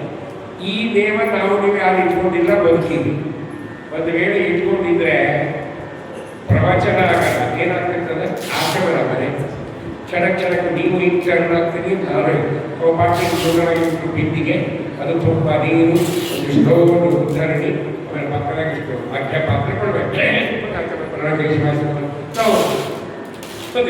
ಅದಕ್ಕೆ ಅಂತ ಸಮಯ ಬಂದಾಗ ಬರಿಗೆ ಮೇಲೆ ಗಂಗಾ ಸನ್ನಿಧಾನ ಇಟ್ಟಿದ್ದಾರೆ. ಅದಕ್ಕೆ ಕೆಲವರು ಪ್ರವಚನ ಹೇಳುವಾಗ ಸ್ವಲ್ಪ ಕೊಡ್ಕೊತಾ ಇದ್ದಾರೆ ಮಗ ನಗೊಬ್ಬರಿಗೆ ಆಚಾರ್ಯ ಯಾಕೆ ಕೊಡ್ಕೋತಾರೆ ನಂಗೆ ಗೊತ್ತಿಲ್ಲಪ್ಪ. ಅದು ಒಂದು ಸ್ಟೈಲು ಒಂದು ಉತ್ಸಾಹ ಸ್ಟೈಲನ್ನು ಗಂಗಾ ಸ್ಮರಣೆ ಮಾಡ್ತಾ ಇರ್ತಾರೆ ಕಡೆಯಿಂದ ಸ್ಟೈಲ್ ಬೇರೆ ದೇವರು ತಿಳಿದು ಮಾಡಬೇಕು ಅಂತ ಈಗ ವ್ಯವಸ್ಥೆ ಇರ್ತಾರೆ. ನಾವು ಒಂದು ಕಡೆ ಹೋಗುತ್ತೆ ಕಾರ್ಯಕ್ರಮ ಎಲ್ಲಿ ಏನು ಕೇಳಿಸ್ಕೊಂಡೆ ಕಾಯ್ತು ಅಲ್ಲಿ ಕಾರ್ಯಕ್ರಮ ಕೂಡ ಎಲ್ಲರಿಗೆ ಮಾಡಿದ್ರು ಪಾನೀಯ ಗಜ ಎಂಟಿಗೆ ಬಂದಿದ್ದು ಅವರು ಸೆಟ್ ಬಂದಿದ್ದು ಪಾನೀಯ ಎಂಟಿ ಕೊಡೋದು ಹೊಡೆದ ಮೇಲೆ ಬಂದಿದ್ದೆ ಬಂದು ಗಂಡನಿಗೆ ಬರಗಿ ಕಬಾರ್ ಬಂದು ರಫ್ ಲೆಕ್ಕ ಹೊಡಿಬೇಕು ನಿಮ್ಮದು ಬರಗೆ ಮೇಲೆ ಗಂಗಾ ಸನ್ನಿಧಾನ ಇದೆ ಕೈ ತೊಳೆದು ನೀರು ಇಲ್ಲ ಅಂದ್ಕೊಂಡು ಸಾಧಾರಣ ತಿಳ್ಕೊಂಡಿಗೆ ಅಂದರೆ ಹೆಣ್ಮಕ್ಳು ಸ್ವಾಮಿ ಅದು ಇಟ್ಟಾಗ ಅದು ಸಾಧನ ಶೈಲಿ ಇರಲ್ಲ. ಏನಿಟ್ಟಿದ್ದಾನೆ ಅಂದರೆ ಆ ಬೈತರಲ್ಲಿ ಗಂಗಾ ಸನ್ನಿಧಾನ, ಸ್ತ್ರೀಯರ ಬೈತರಲ್ಲಿ ಏನಿರ್ತದೆ ಗಂಗಾ ಸನ್ನಿಧಾನ. ಅದಕ್ಕೆ ಹಿಂದಿನವರು ಎಲ್ಲರೂ ಏನು ಮಾಡ್ತಿದ್ರು ಅಂತ ಈ ಕೆಲವರು ಇದ್ದಾರೆ ವಿಷಯ ಹಿಂದಿನವರು ನಮ್ಮಪ್ಪ ನಿಮ್ಮಪ್ಪ ಹಿಂದಿನವರೆಲ್ಲ ಏನು ಮಾಡ್ತಿದ್ರು ಸ್ನಾನ ಮಾಡುವುದಕ್ಕಿಂತ ಪೂರ್ವದಲ್ಲಿ ಹೆರಳು ಹಾಕ್ಕೊಂಡು ಸ್ನಾನ ಮಾಡ್ತಿರ್ಲಿಲ್ಲ. ಹಾಗಾದ್ರೆ ಹೆರಳು ಹಾಕ್ಕೊಂಡು ಏನು ಬರ್ತದೆ ಬೈತರು ಬರ್ತದೆ ಅದೇ ಗಂಗಾ ಸನ್ನಿಧಾನ. ಅದು ಕೇವಲ ಬರೀ ಮೈತ್ರಿಯಿಂದ ಬರಲಿ. ಆ ಮೈತ್ರಿಯ ಹೆರಳಾಕೊಂಡ್ರೆ ತುರುಬು ಸುತ್ತಬೇಕು. ಅದೇ ಗಂಗಾ ಸನ್ನಿಧಾನ ಅಂತಾರೆ. ಯಾಕೆ ತುರುಬು ಸುತ್ತಬೇಕು ಅಂದರೆ ನೀರಿನ ಗುಣ ಏನಿದೆ ಎಲ್ಲಿ ನಿಜ ಇದ್ದರೆ ಅಲ್ಲಿ ಹರಿದೋಗ್ತದೆ. ಗಂಗಾದೇವಿ ಸನ್ನಿಧಾನ ಕರೀತಾರೆ ಹಿಂಗೆ ಹೆರಳಿದ್ದರೆ ಹರಿದೋಗ್ತದೆ. ಹಿಂದಿನ ತುರುಬು ಕೈ ಬಿಟ್ಟರೆ ಡ್ಯಾಮ್ ಇದ್ದಂಗೆ ಇರ್ತಿತ್ತು ನೀರು ಹೋಗೋದು ಅಲ್ಲಿ ಯಾವ. ಅದಕ್ಕೆ ಮುತ್ತೈದರಿಗೆ ತಲೆ ಮೇಲೆ ಮನೆ ನೀರು ಗೊತ್ತಿಲ್ಲ, ಭುಜದ ಮೇಲೆ ಮೇಲೆ ಹಾಕೊಂಡು ಅಡುಗೆ ಮಾಡ್ತಾರೆ. ಇವ್ರು ಆಚರಣೆ ಹೇಳ್ತಾರೆ ಹಾಕೊಂಡು ಮಡಿ ಆಗಿಲ್ಲ ಇಲ್ಲ ಇಲ್ಲ ಹಂಗೆ ಸನ್ನಿಧಾನ ಇರುತ್ತೆ. ಅದು ಶಾಸ್ತ್ರ ಹೇಳಿದೆ. ಹೆಂಗೆ ತೆಗಿಬೇಕು ಬೈತು ಅಂದರೆ ನಾಸಿಕ ನೇರವಾಗಿ ಬೈತು ಇರಬೇಕು ಅಂತ. ಈ ನಾಸಿಕದ ನೇರವಾಗಿ ಬೈತು ತೆಗೆದು ಮಾತ್ರ ಗಂಗಾ ಸನ್ನಿಧಾನ. ಅದು ಬಿಟ್ಟು ಹೊರಗೆ ಕುಂಟು ಅಯೋಧ್ಯ ರೋಡಾಗಿದ್ರೆ ಇರಲ್ಲ. ಕೆಲವು ಬೈತು ಹಿಂಗೆ ತೆಗೆದಿದ್ದಾರೆ. ಒಬ್ಬೊಬ್ರು ಕೇಳಿದ್ರು ನೀವ್ಯಾಕೆ ಹೋಗ್ತೀಗ ಸರಿ ಮತ್ತು ತನಿವಾಗಿ ನಮಸ್ಕಾರ ಮಾಡೋದು ಹಾಗೆ ಕಾಣುತ್ತಾರೆ. ಈಗ ಕಣ್ಸ್ಕೊಂಡು ಕುಳಿತಾಗಕ್ಕ ಅಂತ ಬೈತಲ್ಲಿ ಗಂಗಾ ಸನ್ನಿಧಾನ ಇರಲ್ಲ. ಇದು ಶಾಸ್ತ್ರದ ಮಾತು. ಶಾಸ್ತ್ರ ಕಠಿಣ, ಅದಾದ್ರ ಮಾತು ಕಠಿಣ. ಈಗ ಅಷ್ಟೇಳಿಗೆ ಬಂದರೆ ಗಂಗಾ ಸನ್ನಿಧಾನ ಇರುತ್ತೆ. ಇನ್ನೊಂದು ಮಾತು ಹೇಳ್ತಾರೆ ಏನು ಶ್ವಾಸ ಮಂತ್ರದಿಂದ ಈಶನ ಪೂಜಾ ಬೇಷಾಗಿ ನಡೆದೈತಿ. ನಮ್ಮ ಮನೆಯಲ್ಲಿ ಶ್ವಾಸ ಮಂತ್ರದಿಂದ ಈಶನ ಪೂಜೆಯನ್ನು ಮಾಡ್ತಾ ವಾಹಿನಿಯರು ಕೂತಿದ್ದಾರೆ, ಪರಮಾನುಗ್ರಹವನ್ನು ಮಾಡಿದ್ದಾರೆ. ಇಂಥ ಸುಂದರವಾದ ಶರೀರ ಕೊಟ್ಟಿದ್ಯಾರು ದೇವರು. ನಾನೇನು ಕೈ ಬಂದರೂ ಮೇಲೆ ಹೋಗ್ತಾರೆ. ಸಾಧನ ಶರೀರವಿದು ನೀದೆಯಲ್ಲಿ ಕೊಟ್ಟದ್ದು ಸಾಧಾರಣವಲ್ಲವೋ ಸಾಧು ಪ್ರೇರಣೆ ಎನ್ಕ್ವೈರಿ ಮಾಡ್ತಾರ. ಡೆಫಿನೆಟ್ ಮಾಡಿ ಒಂದು ಎಕ್ಸಾಂಪಲ್ ಹೇಳ್ತೀನಿ. ಏನು ಈಗ ಮಗ SLC PUC ಇರ್ತಾನೆ. ಅವ ಸ್ಕೂಲ್ ಕಡೆಯಿಂದ ಕಾಲೇಜ್ ಕಡೆಗೂ ಟ್ರಿಪ್ ಹಾಕ್ತಾರೆ. 3 ದಿನದ್ದು 5 ದಿನದ್ದು ಪ್ರವಾಸ ಅಂತ. ಅವಾಗ ಹೇಳ್ತಾರೆ ಸ್ಕೂಲ್ ನೋಡಮ್ಮ 5,000 ರೂಪಾಯಿ ಕಟ್ಟಬೇಕು 5 ದಿನದ ಪ್ರವಾಸ. ಅವಾಗ ಮನೆಗೆ ಬಂದಿದ್ದಪ್ಪ ನಾನು ಸ್ಕೂಲ್ ಟ್ರಿಪ್ಪಿಗೆ ಹೋಗಬೇಕು 5,000 ರೂಪಾಯಿ. ಹೋಗಮ್ಮ ಇಲ್ಲ ಪರೀಕ್ಷೆ ಕೋರ್ಸಾಗ ಮಾಡ್ತಾರೆ. ಸರಿ ಅವರ 5,000 ರೂಪಾಯಿ ಕಟ್ಟಬೇಕು. ಸ್ಕೂಲಿಗೆ ಹೋಗೋ ದಿವಸ ಆ ಊರಿಗೆ ಹೋಗ್ಬೇಕಲ್ಲ ಅವತ್ತಿನ ದಿವಸ ಮಗು ಬ್ಯಾಗ್ ಎಲ್ಲ ಗೇಮ್ ಮಾಡ್ಕೊಳ್ತಾರೆ. ಅಪ್ಪನ ಹತ್ರ ಅಪ್ಪ ನಾ ಹೋಗ್ಬರ್ತೀರಪ್ಪ ಹೋಗ ಅಪ್ಪ ಇಷ್ಟೇ ಮಾತಾಡ್ತಾರೆ ಹೋಗ. ಅಂದ್ರೆ ಆ ಮಗು ತಾಯಿ ಅಂತ ಅಮ್ಮ ನಾನು ಹೋಗ್ಬರ್ತೀನಮ್ಮ. ನಿಮ್ಮಪ್ಪ ಹೇಳಿದಣ ಹೇಳಿ ನಮಗೆ ಏನದು ಹೋಗ್ಬಾರ್ದು ಸ್ವಲ್ಪ ತಡಿ ಅಂತಲ್ಲ ಸ್ವಲ್ಪ ತಡಿ. ಯಾಕಮ್ಮ ಸ್ವಲ್ಪ ತಡಿನ ಹೇಳಿದ್ದೆ. ಗಂಡನ ಹತ್ರ ಹೋಗ್ತಾನೆ ಏನ್ರಿ ಹೋಗ್ಬಾರ 5ಕ್ಕೆ ಹೋಗ್ತಾನೆ ಅಂತೆ ಟ್ರಿಪ್ಪಿಗೆ. ಹೋಗ್ಬಾರ್ದು ಬಿಡು ಹೋಮ ಅಂತ ಹೇಳಿ ಹೇಳ. ಅಲ್ಲಿ ನೀವು ಹೋಮ ಅಂತ ಹೇಳಿ ಮುಂದೆ ಅದು ಏನು ಮಾಡ್ಬೇಕು? ಅದಕ್ಕೆ ಸ್ವಲ್ಪ ಖರ್ಚಿಗೆ ಏನು ದುಡ್ಡು ಕೊಟ್ಟಿರಿ ಕೈಯಾಗ. ಏನೇ ಬೇಕಾದ್ರೆ ಏನು ಮಾಡ್ಬೇಕು? ಕೂರ್ಸೋದು ಯಾರಿಗೆ ಕೇಳ್ಬೇಕು? ಫೀಸೆಲ್ಲ ಕಟ್ಟಿದೆ ಕಟ್ಟಿರಿ. ಖರ್ಚಿಗೆ ಬೇಕಾದ್ರೆ ಏನು ಮಾಡಬೇಕು? ಗಂಡಸರಿಗೆ ಸ್ವಲ್ಪ ತಲೆ ಕಡಿಮೆ ಆಲೋಚನಾ ಶಕ್ತಿ ಕಡಿಮೆ, ಹೆಂಗಸಿಗೆ ಜಾಸ್ತಿ. ಬುದ್ಧಿ ಜಾಸ್ತಿ ಇರೋರಿಗೆ ಹೆಂಗಸಿಗೆ ಬರೋದಿಲ್ಲ. ಬುದ್ಧಿ ಡಿಪಾರ್ಟ್ಮೆಂಟ್ ಯಾರಿಗೆ ಕೊಟ್ಟಾರೆ ಸ್ವಾಮಿ? ಹೆಂಗಸರಿಗೆ ಕೊಟ್ಟಾರೆ. ನಾನು ಗೌರ್ಮೆಂಟ್ಗೆ ಕ್ಯಾಬಿನೆಟ್ ಹೆಣ್ಮಕ್ಳಿಗೆ ಬುದ್ಧಿ ಜಾಸ್ತಿ. ಅದು ಹೆಂಗೆ ಹೇಳ್ತೀನಿ ಅಂದರೆ, ಹಿಂದೆ ಇನ್ವಿಟೇಷನ್ ಕೊಡ್ತಿದ್ರು ಕನ್ನಡದಾಗ ಭಾಷೆ, ಶ್ರೀ ಆ್ಯಂಡ್ ಶ್ರೀಮತಿ. ಮತಿ ಅಂದ್ರೇನು? ಬುದ್ಧಿ. ಯಾರಿಗೆ ಜಾಸ್ತಿ? ಶ್ರೀಮತಿಗೆ ಮತಿ ಜಾಸ್ತಿ. ಇದು ಬರೀ ಶ್ರೀ ಉಳಿಕ.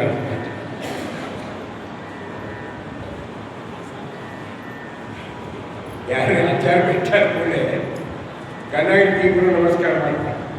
ನಮ್ಮಂಥವರಿಗೆಲ್ಲ ಅನುಭವ ಬೇಕು. ನಮಸ್ಕಾರ ಮಾಡ್ತಾರೆ ಗಂಡ ಹೆಂಡತಿ ನಮಸ್ಕಾರ ಹೆಂಡತಿ ಬರೀ ಏನು ಅಚ್ಚೆ ನನಗೆ ಮಾಡಿಲ್ಲ ಹಂಗೆ ಮಾಡಿ ದಕ್ಷಿಣ ಕೊಡ್ತಾರೆ. ಮತಿ ಯಾರಿಗೆ ಗೊತ್ತಿಲ್ಲ. ನಾರಾಯಣ ಗೌಡರಿಗೆ ಕ್ಯಾಬಿನೆಟ್ ಒಳಗೆ ಆ ಮತಿ ಡಿಪಾರ್ಟ್ಮೆಂಟ್ ಲೇಡಿ ಕ್ಯಾಂಡಿಡೇಟ್ ಕೊಡ್ತಾರೆ ಸ್ವಾಮಿ. ಮತಿ ಪ್ರೇರಿಸುವಳು ಯಾರು? ಪಾರ್ವತಿ ದೇವಿ. ಮತಿ ಡಿಪಾರ್ಟ್ಮೆಂಟ್ ಅವರಿಗೆ ಹೊಡ್ರಿ ಕೂಸಿಗೆ ಕೊಡ್ತಾರೆ ಗಂಡ 5,000 ರೂಪಾಯಿ. 5,000 ಇದೆ, ಬಿ ಕೇರ್ಫುಲ್ ಇಷ್ಟೇ ಅಂತಾರೆ. ಇದು ಊರಿಗೆ ಹೋಗ್ಬೇಕು ಹುಡುಗ ಬರ್ತಾರೆ. ತಾಯಿ ಕೇಳು ಹೆಂಗ ದೃಷ್ಟಿಗಾರೆ ಏನಪ್ಪ, ಮೊದಲೆಲ್ಲ ರುಚಿ ಇಲ್ಲ, ಖಾರ ಇರಲಿಲ್ಲ, ಒಟ್ಟು ಊಟ ಮಾಡಲಿಲ್ಲ, ನಿದ್ದೆ ಚೆನ್ನಾಗಿದ್ದೇನೋ, ಹೋದೆಲ್ಲ ನೋಡ್ಕೊಂಡ್ಬಂದೇನೋ. ತಾಯಿ ಕೇಳೋ ದೃಷ್ಟಿ. ಇದು ಅಪ್ಪ ಏನು ಕೇಳಲ್ಲ. 5,000 ಏನು ಮಾಡ್ತೀನಿ ಹೇಳಿದ್ರೆ ಆ ಹುಡುಗ ಇದ್ದವರು, ಅಪ್ಪ ತಗೋ 4,500 ರೂಪಾಯಿ ತಗೋ. ಯಾಕ 500 ಮಾತ್ರ ಖರ್ಚು ಮಾಡಿ ಅಲ್ಲ, ವೆರಿ ಗುಡ್ ಬಾಯ್ ಅಂತಾರೆ. 4,500 ರೂಪಾಯಿ ಒಳಗೆ ಹೋಗ್ತಾರೆ. ಅಪ್ಪ ಮುಂದೆ ನೆಕ್ಸ್ಟ್ ಟೈಮ್ ಅವ್ರು ಟ್ರಿಪ್ಗೆ ಹೊರಟ್ರೆ ಅವ್ರ ಅಪ್ಪನೇ 10,000 ರೂಪಾಯಿ ಕೊಡ್ತಾರೆ. ಬೇಡಪ್ಪ ನನಗೆ ಸಾಕು, ತಗೊಂಡು ಹೋಗ್ತಾರೆ. ಯಾಕೆ ಅವ್ರ ಅಪ್ಪ ಗೊತ್ತು ಇವಾಗ ವೇಸ್ಟ್ ಖರ್ಚು ಮಾಡಲ್ಲ, ಎಷ್ಟು ಬೇಕೋ ಅಷ್ಟನ್ನು ಮಾತ್ರ ಖರ್ಚು ಮಾಡ್ತಾರೆ ಅಂತ ಸಂತೋಷ ಪಟ್ಟು ಹೆಚ್ಚಿನ ದುಡ್ಡು ಕೊಡ್ತಾರಿಲ್ಲ. ನಮ್ಮ ಗುರು ಹೇಳ್ತಿದ್ರು 5,000 ರೂಪಾಯಿ ಕೊಟ್ಟ ಅಪ್ಪನೇ ಎಷ್ಟು ಎನ್ಕ್ವೈರಿ ಮಾಡ್ತಾನೆ, ಸಾಧಾರಣ ಶರೀರ ಕೊಟ್ಟ ಭಗವಂತ ಎಷ್ಟು ಎನ್ಕ್ವೈರಿ ಮಾಡಲಿಕ್ಕಿಲ್ಲ. ಬೇರೆ ತಿಳ್ಕೊಂಡು ಅವ ನೇರ ಕೇಳಲ್ಲ, ಅವ್ರ ಕಡೆಗೂ ಕೇಳಿಸ್ತಾನೆ. ಮಕ್ಕಳು ಮಾತು ಕೇಳಲ್ಲ. ಅವಾಗ ತಂದೆ ತಾಯಿ ಅವರು ಯಾರು ಮಾತು ಕೇಳ್ತಾರೋ ಅವ್ರ ಕಡೆಯಿಂದ ನಮ್ಮ ಮಗಳು ಒಂದು ಯಾರು ಮಾತು ಕೇಳ್ತಾರೆ ಬರ್ತಾರೆ, ಬೇರೆ ಕಡೆ ಕೇಳಿಸ್ತಾರೆ. ಯಾರು ಕೇಳ್ತಾರೆ ನಮ್ಗೆ ಯಾರು ಹೋಗ್ತಾರೆ. ರವಿಯ ಗಂಧನ ಕೇಳಿದನುತ್ತರ ಕೊಡೆ ವಿವರ ಸರಕು ಬಂದಾಗಲಿಲ್ಲ, ಹಂಗ ಮಾಡದಯ್ಯ ಕೃಷ್ಣ ಹೋಗುತ್ತಿದೆ ಆಯುರ್ವೇದ. ರವಿಯ ಗಂಧನ ಕೇಳಿದನುತ್ತರ ಕೊಡೆ. ರವಿ ಅಂದ್ರೆ ಸೂರ್ಯದೇವರು. ಅವ್ರ ನಂತರ ಅಂದ್ರೆ ಅವ್ರ ಮಗ ಯಮದೇವರು ಕೇಳ್ತಾರೆ, ಏನು ಮಾಡಿದೆ ದೇವರ ಸಾಧನೆ, ಶರೀರ ಕೊಟ್ಟಿದ್ದ ಏನು ಸಾಧನೆ ಮಾಡಿದೆ ಹೇಳು. ದೊಡ್ಡವರು ಸೇವೆ ಮಾಡಿದೆಯೋ, ಧರ್ಮಾಚರಣೆ ಮಾಡಿದೆಯೋ, ಶಾಸ್ತ್ರ ಓದಿದೆಯೋ, ಜ್ಞಾನಿಗಳ ಸೇವೆ ಮಾಡಿ ಅನುಗ್ರಹ ಪಡೆದೆಯೋ, ಏನು ಮಾಡಿದೆಯೋ, ದಾನ ಧರ್ಮ ಮಾಡಿದೆಯೋ, ಏನು ಮಾಡಿಲ್ಲ. ಮತ್ತೆ ಮಾಡಿದ್ದೀವಿ ಅಲ್ವಾ ಅಥವಾ ಅದು ಸುಳ್ಳು ಹೇಳ್ತದೆ ಜೀವ. ಬ್ರಹ್ಮ ಪುರಾಣ ಹೇಳುತ್ತೆ ನಾನು ಜೀವ ಸುಳ್ಳು ಹೇಳ್ತದೆ. ಈಗ ಇಲ್ಲಿ ಹೇಳಿ ಅಭ್ಯಾಸ ಆಗಿತ್ತು ನೋಡಿ ಸುಳ್ಳು. ಮೊದಲು ಎಲ್ಲ ಸ್ವಲ್ಪ ಸುಳ್ಳು ಮಾತಾಡ್ತಿದ್ರಿ. ಈ ಮೊಬೈಲ್ ಬಂದು ಬರೇ ಸುಳ್ಳು ಭಯ ಎಲ್ಲರೂ ಸುಳ್ಳು. ಆಚಾರ್ಯ ಹೇಳಿದ್ದೀರಿ ನಿಮ್ಮ ಮನೆ ಹೇಳ್ತಿದ್ದೀರಿ, ಒಂದು ಟ್ರಾಫಿಕ್ ಜಾಮ್ ಮಾಡ್ತೀನಿ 20 ವರ್ಷ ಮನೆ ಕೂತಿರ್ತೀವಿ ಎಲ್ಲ ಮನೆ ಸುಳ್ಳು ಭಯ. ಅದಕ್ಕೆ ಮ್ಯಾಲೆ ಹೊಡ್ಕೊಂಡು ಕೇಳ್ತಾರೆ ಸಿಕ್ಕುತ್ತೀರಿ ಅಬ್ದೇವ್ ತೆಗಿರಿ ಗುರುದಾಸರು ಎಷ್ಟು ತೆಗಿರಿ, ಏನು ಮಾಡಿ ತೆಗಿರಿ ಅಂತ ಸ್ವಾಮಿ ಗುರುದಾಸರು ಪಾನಿಪುರಿ ತಿಂದಿದ್ದಾರೆ. ಎಲ್ಲಿ? Bengaluru, Chamarajpet, 5th Main Road, 7th Cross, Lingappa ಬನ್ನಿ ಅವರು ಎಲ್ಲ ರಿಕಾರ್ಡ್ ಪಾನಿಪುರಿ ತಿಂದರೆ ಗುರುದಾಸ ನಾ ತಿಂದಿಲ್ಲ. ಅದನ್ನು ಸಾಕ್ಷಿ ದೇವತ ಆಯ್ತು ಸೂರ್ಯ. 12 ಜನ ಸಾಕ್ಷಿ ದೇವತೆ ಬಿಟ್ಟಾರೆ. ನಾವು ಮಾಡಿದ್ದೆಲ್ಲ ರಿಕಾರ್ಡ್ ಸ್ವಾಮಿ ಸಾಕ್ಷಿ ಬಂದು ಹೇಳ್ತಾರೆ ವೀಕ್ನೆಸ್ ಅದು ಎಚ್ಚರಿಕೆ ಅದರಿಂದ ನಾವು ಎಷ್ಟೋ ಆರಾಧನೆಗಳು ಕಲ್ಲು ಪಂಚಾಮೃತ ತಿಂದಿದ್ದೇವೆ ರಾಯರು. ಯಾರಿಗೂ ಗೊತ್ತಾಗಿಲ್ಲ ಸಂತೋಷ, ಎಲ್ಲ ರಿಕಾರ್ಡ್ ಆಗಿರ್ತಾರೆ ಹೇಳ್ತಾರೆ. ಇಲ್ಲ ವಿಜಯರತ್ನ ಸಾಕ್ಷಿ ಹೇಳ್ತಾಗಿಲ್ಲ. ಅವಾಗ ಈ ಜೀವ ಸುಳ್ಳು ಮಾತಾಡ್ತಾರೆ. ಈ ಕೇಸ್ ಸ್ಟ್ಯಾಂಡ್ ಆಗಿಲ್ಲ ಆಗ್ತದೆ ಜೀವ. ಯಾಕೆ? ನಾನು ರಾತ್ರಿ ತಿಂತೀನಿ ಅಂತ. ರಾತ್ರಿ ಸುಮ್ಮನೆ ತಿಂತೀನಿ, ಅದು ತಿಂದಿದ್ದಂತೂ ಒಪ್ಕೊಂಡ ಲಾಭ ಆಯ್ತು. ಹೌದಾ? ಬೆಟ್ಟು ಆಮೇಲೆ ನಾವು ರಾತ್ರಿ ಸಾಕ್ಷಿ ದೇವತ ಚಂದ್ರನ ಕರೀತಾನಂತೆ. ಎಬದೇವ್ರು ಕರಿಯಪ್ಪ ತಿಂತಾರೆ ಹೇಳ್ಬಿಡು. ತಿಂತಾರೆ ಸ್ವಾಮಿ.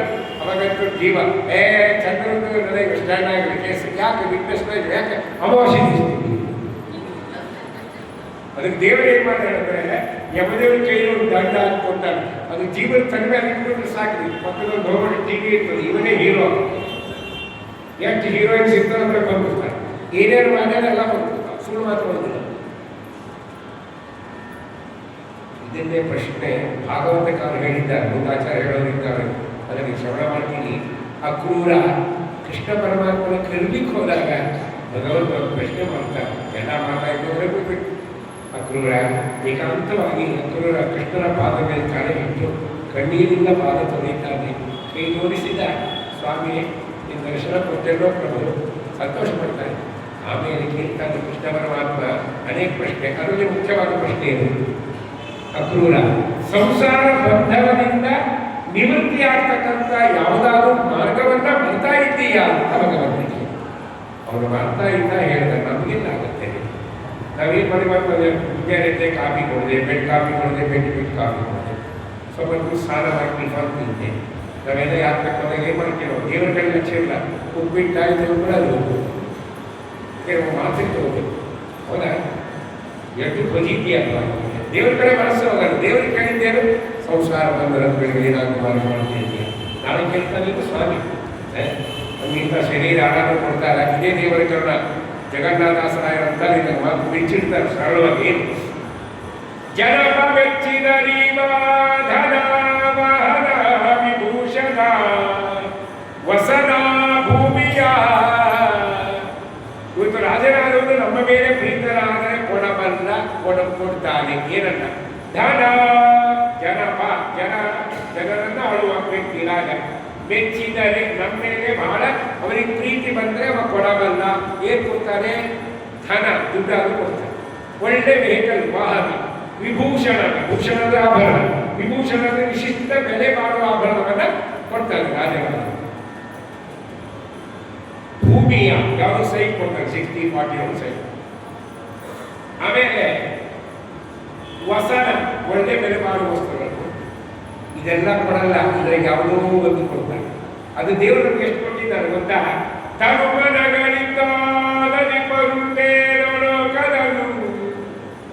ಸಾಧನ ಶರೀರ ಕೊಟ್ಟು ಎಷ್ಟಾಗಿ ಸ್ವಾಮಿ ಒಳಗೆ ಐಟಮ್ಸ್ ಕಲ್ಪನೆಗೆ ನಿಲ್ಕಾಲ. ದೇವರ ವ್ಯಾಪಾರ ನಿಲ್ಕಂತ ಅಷ್ಟು ಐಟಮ್ಸ್ ಕೊಡ್ತಾ ಇದ್ದಿಲ್ಲ ಸ್ವಾಮಿ.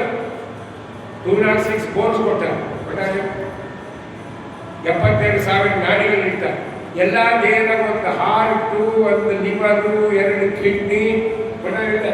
ಪಂಚಜ್ಞಾನೇಂದ್ರಿಯ, ಪಂಚಕರ್ಮೇಂದ್ರಿಯಗಳು,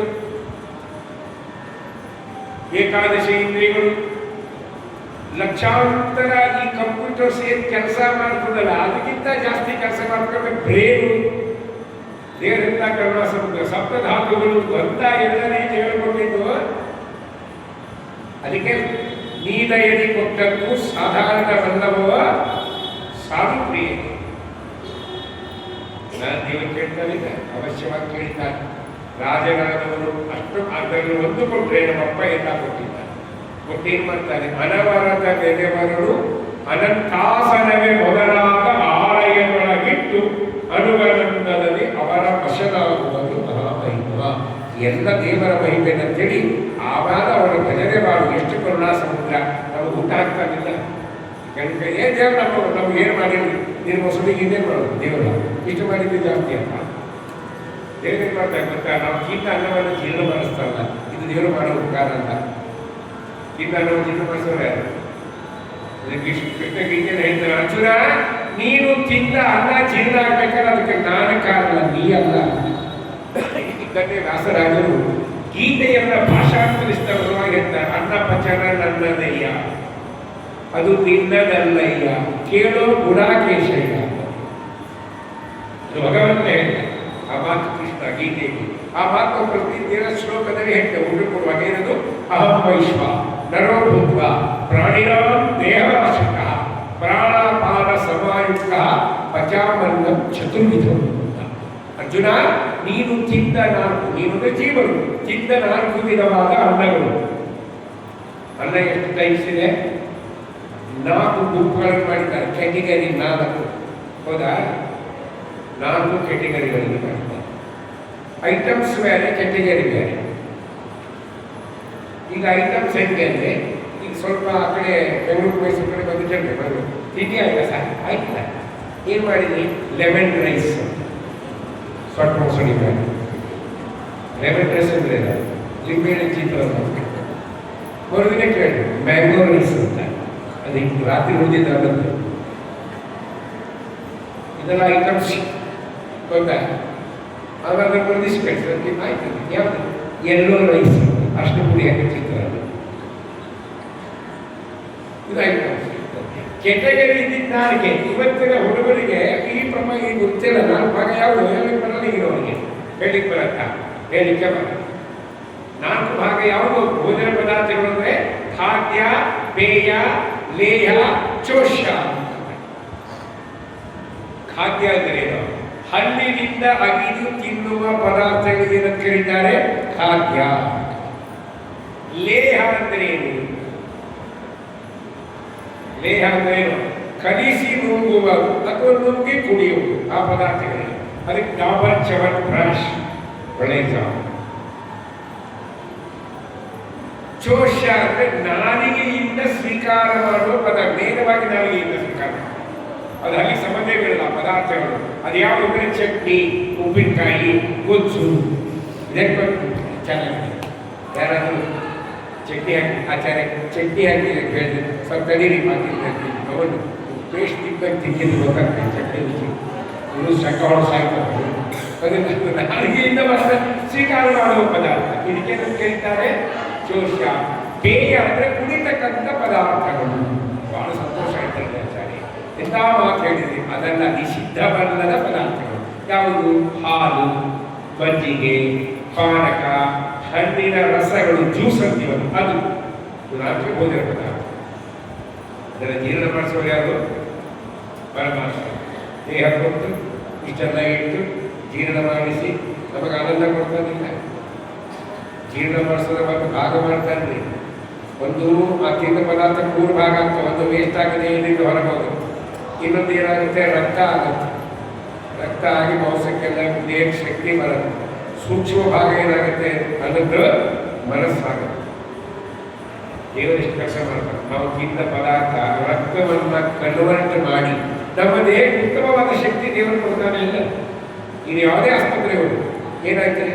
ಯಾಕೋ ಕೈಕಾಲು ಜುಮ್ ಬರ್ತಾ ಇದೆ, ಡಾಕ್ಟ್ರೇ ತಲೆ ದಿಮ್ ಬರ್ತಾ ಇದೆ, ಒಬ್ರು ಇಬ್ಬರು ಕಾಣಿಸ್ತಾ ಇದ್ದಾರೆ. ಹೌದಾ? ಎಷ್ಟು ದಿವಸ ಆಯ್ತು?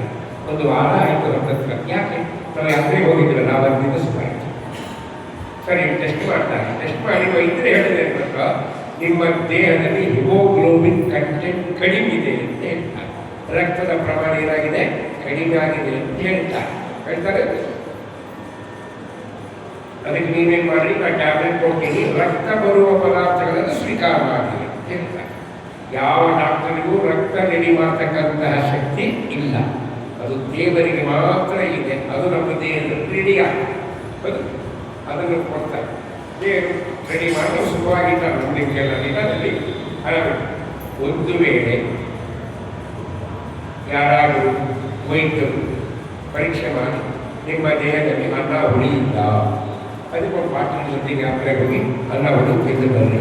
ಹುಡುಗರು ಆಗ್ತದೆ ಯಾವ ಆಗ್ತದೆ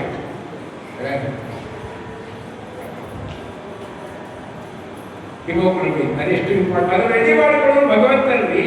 ಒಂದು ದಿನ ಮಾಡ್ತಾನೆ ಸ್ವಾಮಿ ಕೈ ಮುಗಿಬೇಕು ನಮಗೆ. ನೀ ಮಾಡಿದು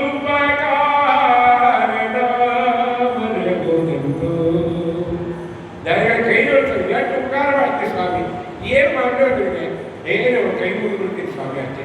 ಹೌದಾ? ಅವರ ಚಿಂತನೆ ಮಾಡಬೇಕು ಯಾವಾಗ. ಅಷ್ಟು ಕೆಲಸ ಮಾಡ್ತಾರಲ್ಲ ಸ್ವಾಮಿ, ದೇಹ ಕೊಟ್ಟು ಆ ಕೆಲಸ ಮಾಡಿಸಿ ಅನುಗ್ರಹ ಮಾಡ್ತಾರೆ. ಇದು ದೇವರು ಮಾಡೋ ಉಪಕಾರ. ಗೊತ್ತಾಯ್ತಿಲ್ಲ? ಇನ್ನೊಂದು ಏನು ಅಂದರೆ ನಮ್ಮ ಒಳ್ಳೆ ರಾತ್ರಿ ಕಾಲ ನಿದ್ದೆ ಕೊಡ್ತಾರೆ ನೋಡ್ರಿ ನಮ್ಮಪ್ಪ, ಅದು ಅವರು ಮಾಡುವ ಕರುಣ. ಕೆಲವರು ಕಲಿ ಹಚ್ಚಿಕೊಂಡು ಗಾಢ ಮುಂಜಾನೆ ಕರೆದು ಯಾರು ಬಂದಿದ್ದಾರೆ ಬೇಡಾಚಾರ ಆಗುತ್ತೆ. ನಿದ್ದೆ ಕೊಡ್ತಾನಲ್ಲ ಸ್ವಾಮಿ, ಏನು ಸುಖ ಆಗುತ್ತಲ್ಲ ಅದು ದೇವರು ಮಾಡೋ ಉಪಕಾರ. ಅದೊಂದೇ ಒಂದು ಉಪಕಾರದ ಕರುಣ ಅಲ್ಲ. ಇನ್ನೊಂದು ಕರುಣ ಏನು ಗೊತ್ತಾ? ಮಲಗಿದವ್ರು ನೆಪಿಸ್ತಾರಲ್ಲ ಮರದಿನ, ಅದು ಅವ್ರ ಅನುಗ್ರಹ. ಮಲ್ಕೊಂಡು ನೆಪಿಸ್ಲಿ ಗತಿ ಏನ್ರಿ? ಕೆಲವು ಹೇಳ್ತಿರ್ತಾರೆ ದಾಸ, ನಮ್ಮ ಮನೆ ಒಂದು ರೂಢಿ ಏನಪ್ಪ, ನಾವು ದಿನ ಬೆಳಗ್ಗೆ ದೇವರು ನೆಪಿಸ್ತೇವೆ. ಏನು ಮಾಡ್ತೀವಿ ನಾವೇನು ಮೇಲೆ ಮಕ್ಕ ಎಲ್ಲ ಬರ್ಕೊಂಡು ಏಳು ನಾರಾಯಣ ಏಳು ಲಕ್ಷ್ಮೀ ರಮಣ ಏಳು ವೆಂಕಟೇಶ ಏಳೆಯ ಬೆಳಗಾಯ ಉದ್ದಿಷ್ಟ ಉದ್ದಿಷ್ಟ ಗೋವಿಂದ ಉದ್ದಿಷ್ಟ ಅಂತ ಕರೆಕ್ಟ್ ಒಪ್ಕೊಳ್ತೀವಿ. ಸರಿ, ನಮಗೆ ಜ್ಞಾನ ಇರಬೇಕು. ದೇವರು ನಮಗೆ ಸಿಕ್ಕ ನಾವು ಹೇಳ್ತೀವಿ ಅಂತ ದೇವರು ನೆನಪಿಸಿದೆ. ಅದು ಒಂದು ವೇಳೆ ನೆನಪಿಸಿದ ಬಗ್ಗೆ ಇರ್ತೀವಿ ಏನಿಲ್ಲ ಪಾಪ ಆಚಾರ ಕೂಡ ಹೇಳಿ ಮಾಡ್ಕೊಂಡ್ರೆ ಖುಷಿ ಹೇಳಿ ಏನು 14 ಜನ ಬಂದು ಎತ್ಕೊಂಡು ದೇವರು ಎಪ್ಸಿದಾಗ ನಮ್ಮ ಕರುಣ ಅಂತ ಎಷ್ಟು ಕಾರುಣ್ಯ ಮಾಡ್ತಾಗ ಸ್ವಾಮಿ ಬರ್ತಾನೆ. ಇನ್ನೊಂದು ಹೇಳಿ ನಾನು ಸದ್ಯಕ್ಕೆ ಬರ್ತೀನಿ. ಏನು ದೇವರು ಇನ್ನೊಂದು ಕರುಣ ನಮ್ಮ ಮೆಮೊರಿ ಪವರ್ ಅಂತ ಕೊಟ್ಟಾರೆ. ನಮ್ಮ ಮೆಮೊರಿ ಪವರ್ ಕೊಟ್ಟಾರೆ ಸ್ವಾಮಿ. ಇದು ನಾವು ಜಾಗೃತ ಅವಸ್ಥೆಯಿಂದ ನಮಗೆಲ್ಲ ನೆನಪಿರುತ್ತೆ. ತಲೆಗಿಂದ ವ್ಯಕ್ತಿ ನಮ್ಮ ಹೆಸರು, ಇದು ನಾವಿಂದ ಕೆಲಸ ಮಾಡ್ತೇವೆ, ಇವರು ನಮ್ಮ ಮನೆಯವರು, ಇವರು ನಮ್ಮ ಮಕ್ಕಳು, ಇದು ನಮ್ಮ ಮನೆ, ಇದು ನಮ್ಮ ಸಬಾರ್ಡಿನೇಟ್ಸು, ಇವ ನಮ್ಮ ಬಾಸ್, ಇಷ್ಟು ಬ್ಯಾಂಕ್ ಬ್ಯಾಲೆನ್ಸ್, ಎಲ್ಲ ನೆನಪಿರುತ್ತೆ. ಯಾವಾಗ ಜಾಗೃತ ಅವಸ್ಥೆ, ಸುಸುಪ್ತ ಅವಸ್ಥೆ ಒಳ್ಳೆ ನಿದ್ದೆ ಮಾಡ್ತಾ ಇದ್ದೇವೆ, ಏನಾದರೂ ನಮಗೆ ನೆನಪಿರುತ್ತೆ. ಅವಾಗೆಲ್ಲ ನೆನಪು ಹೋಗ್ತದೆ. ಪುನಃ ಭಗವಂತ ನಮಗೆ ಎಚ್ಚರಿಕೆ ಕೊಟ್ಟ ಒಂದು ಫ್ರಾಕ್ಷನ್ ಆಫ್ ಎ ಸೆಕೆಂಡ್ನೊಳಗೆ ಇವೆಲ್ಲ ನಮ್ಮ ತಲೆಗೆ ಮತ್ತೆ ಕೊಟ್ಟಾಗಿದ್ದು ಸ್ವಾಮಿ. ಅವ್ರು ಮಾಡೋದು ಕೊಟ್ಟ ಇದೆ ದೇವ್ರ ಮನೆಯಲ್ಲ ನೀವು ಮೊಸಡಿ ಇವೆಲ್ಲ ಮಾಡ್ತಾರಲ್ಲ ದಿನ ಬೇರೆ ಮಾಡ್ತಾರೆ ಸ್ವಾಮಿ. ಅದಕ್ಕೆ ದೇವರು ಬೇಸಿಕೊಳ್ಳೆ ಕೊಡ್ತಾರೆ. ಎದ್ದು ಅವರು ಸ್ಮರಣೆ ಮಾಡಿರ್ತಾರೆ ಶಾಸ್ತ್ರ. ಒಂದು ವೇಳೆ ರಾತ್ರಿ ದೇವರು ನಮ್ಮ ಮಲಗಿಸಿದ ಬರುವಾಗ ಎಲ್ಲ ನೆನಪಿತ್ತು. ನಾಳೆ ಬೆಳಗ್ಗೆ ಕೂಡ ಎಲ್ಲ ನೆನಪು ತಗೊಂಡು ಸುಮ್ಮನೆ ಒಂದು ಕಲ್ಪನೆ ಮಾಡಿ ಅವರ ನಮ್ಮ ಗತಿಯಲ್ಲಿ ನಮ್ದಲ್ಲ ನಮ್ಮ ಸುತ್ತಮುತ್ತಿದ್ದವ್ರ ಗತಿ ಹೇಳಿದ್ರು. 8 ಕಾಸಿನ ಕಲ್ಪನೆಗೆ 200 8 ಎದ್ರ ಚಾಕೊಂಡ ಯಾರೇನು ಅಯ್ಯೋ ನನ್ನದೇ ಹೇಳಿದ್ರೆ ನೀವು ಯಾವ ಹೇಳ್ತೀನಿ ಅಂತ ಎಂತ ಅಂದರೆ ಹೆಂಡತಿ ಫೋನ್ ಮಾಡ್ತಾರಲ್ಲ ಲಾಯ ಮಾಡ್ತಾರೆ. ಇವತ್ತು ನಮ್ಮನೆ ಹುಚ್ಚೂಸ್ ಮಾತಾಡ್ಲಿಕ್ಕಾದ್ರೆ ಕನಕ ಸೆಟ್ ಮಾಡಿ HB ಕುಡ್ಕೊಂಡು ಇವರೇ ರಾಜ್ಯದಂತೆ ಅವರ ಫೋನ್ ಮಾಡೋದಕ್ಕೆ ಏನಿಲ್ಲ ಅಂಬುಲೆನ್ಸ್ ಕಳಿಸ್ರಿ ಕಳ್ತಾಗಂದ್ರೆ ನಮ್ಮನೆ ಹುಚ್ಚೂಸ್ ಮಾಡ್ತಾರೆ. ದೇವರು ನೆನಪು ಕೊಡೋದು ಅವ ತೆಗೆದು ಅವನ ಹೊಸಪೇಟೆದಾಗ ಒಬ್ಬರು MB ಆಚಾರ ಇದ್ದರು. ಅವ್ರು ಬ್ಯಾಂಕ್ ಕೆಲಸ ಮಾಡ್ತಾರೆ. ಒಂದು 500 ದೇವರು ನಾವೇ ಮಾಡೋರು. ಆ ಕಡೆ ಒಂದೊಂದು ಗುಂಪಿತ್ತು. ಅವ್ರು ಏಕಾಶಿ ಜಾಗನೇ ಮಾಡೋರು. ನಾನು ಆ ಕಡೆ ಅವಾಗೆಲ್ಲ ಕಾರ್ಯಕ್ರಮ ಹೋದರೆ ಏಕಾಶಿ ಬಂದು ಜೊತೆ ಸೇರ್ಕೊತೀನಿ ಜಾಗ. ರಿಟರ್ನ್ ಆದಾಗ ಬೆಂಗಳೂರು ಬಂದು ಅಪರೂಪದ ಜಾಗ ನಡೀತಾ ಇರ್ತಾರೆ. ಒಂದು 2-3 ಜಾಗನೇ ಭಾಗವಹಿಸಿದ್ರು. ಭಾಳ ಸಂತೋಷ ನಿಮಗೆ ಆಚಾರ ರಿಟರ್ನಿಂದ ಆಸೆ ಮುಂದೊಂದು ವರ್ಷ ಬರಲೇ ಇಲ್ಲ ಜಾಗಣಿ. ಅವ್ರು ಹೆಂಡತಿ ಬಿಟ್ಟಾರ ಮಾರ್ಕೆಟ್ ನಮಸ್ಕಾರ ಮಾಡಿದ್ರು. ಯಾಕಪ್ಪ ಯಜಮಾನರು ಆರಾಮಿದ್ದಾರೆ ಆಚಾರ ಆರಾಮಿದ್ದಾರೆ ಮತ್ತು ಯಾಕೆ ಜಾಗಣಿ ಬರ್ತಾ ಇಲ್ಲ ಅವ್ರಿಗೆ ನೆನಪಿನ ಶಕ್ತಿ ಹೋಗುದಿಲ್ಲ. ಗಂಗರಿ ಫುಲ್ ಲಾಸ್ ಯಾರು ಕಮ್ಮಿ ಹೇಳಿದ್ರು. ದೇವ್ರು ಹಿಂಗೆ ಮಾಡಿ ನಮ್ಮ ಗತಿ ನಮ್ಗೆ ಹಾಗೆ ಮಾಡಿರಲ್ಲ ಮಾತ.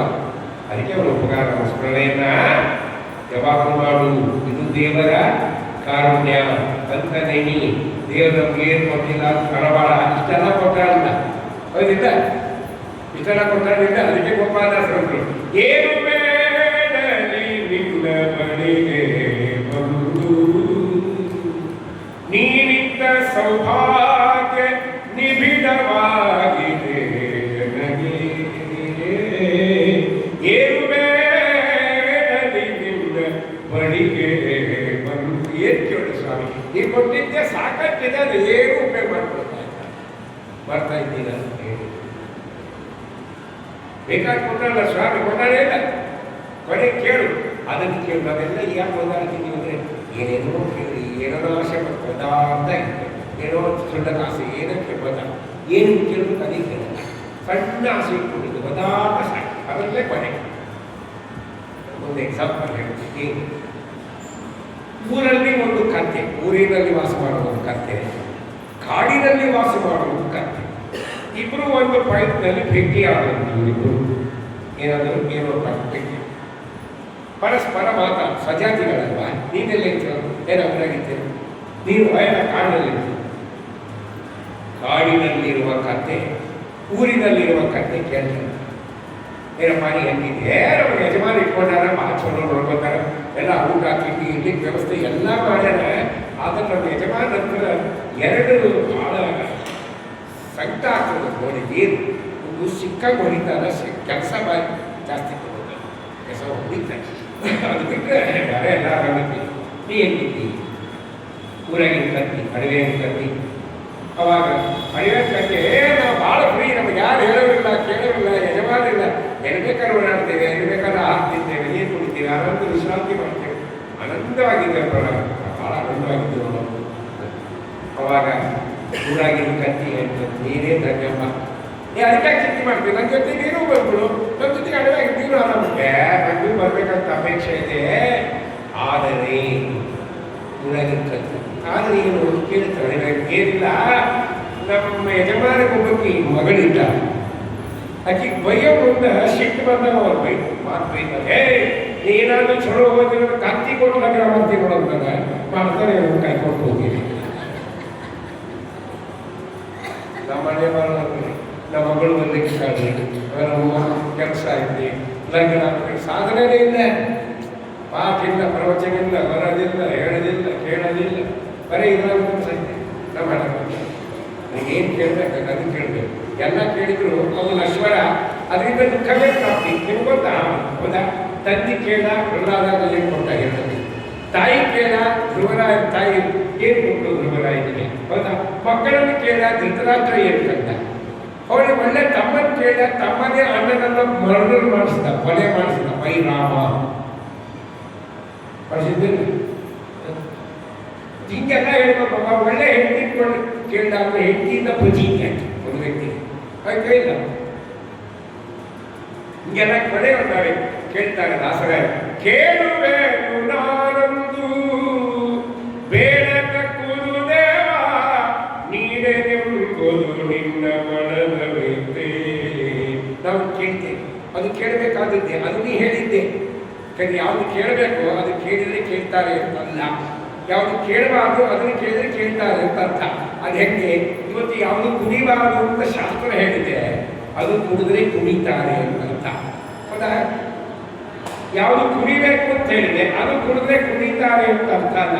ಆಚಾರ ಕುಡಿತಾರೆ ಸಿಕ್ಕಾಪಟ್ಟೆ, ಏನು ಹಾಲು ಅಂತ ಅಲ್ಲ, ಅದು ಕುಡಿಬೇಕಾಗ್ತದೆ. ಯಾರೋ ದೋಷ ಅಲ್ಲ ಅಂತಾರೆ, ಆಚಾರ ಏನು ಸ್ವಲ್ಪ ಹಾಕೊಳ್ಳಿ, ಬಾದಾಮಿ ಹಾಕೊಳ್ಳ, ಗುಲಾಬಿ ಹಾಕೊಂಡ್ರೆ, ಡ್ರೈ ಫ್ರೂಟ್ಸ್ ಕುಡಿಬೇಕಾಗ್ತದೆ. ಯಾವುದು ಸಮಾಜ ಶಾಸ್ತ್ರ ಹೇಳಿದೆ ಅದನ್ನು ಕುಡಿದರೆ ಕುಡಿತಾರೆ ಅಂತ ಅರ್ಥ.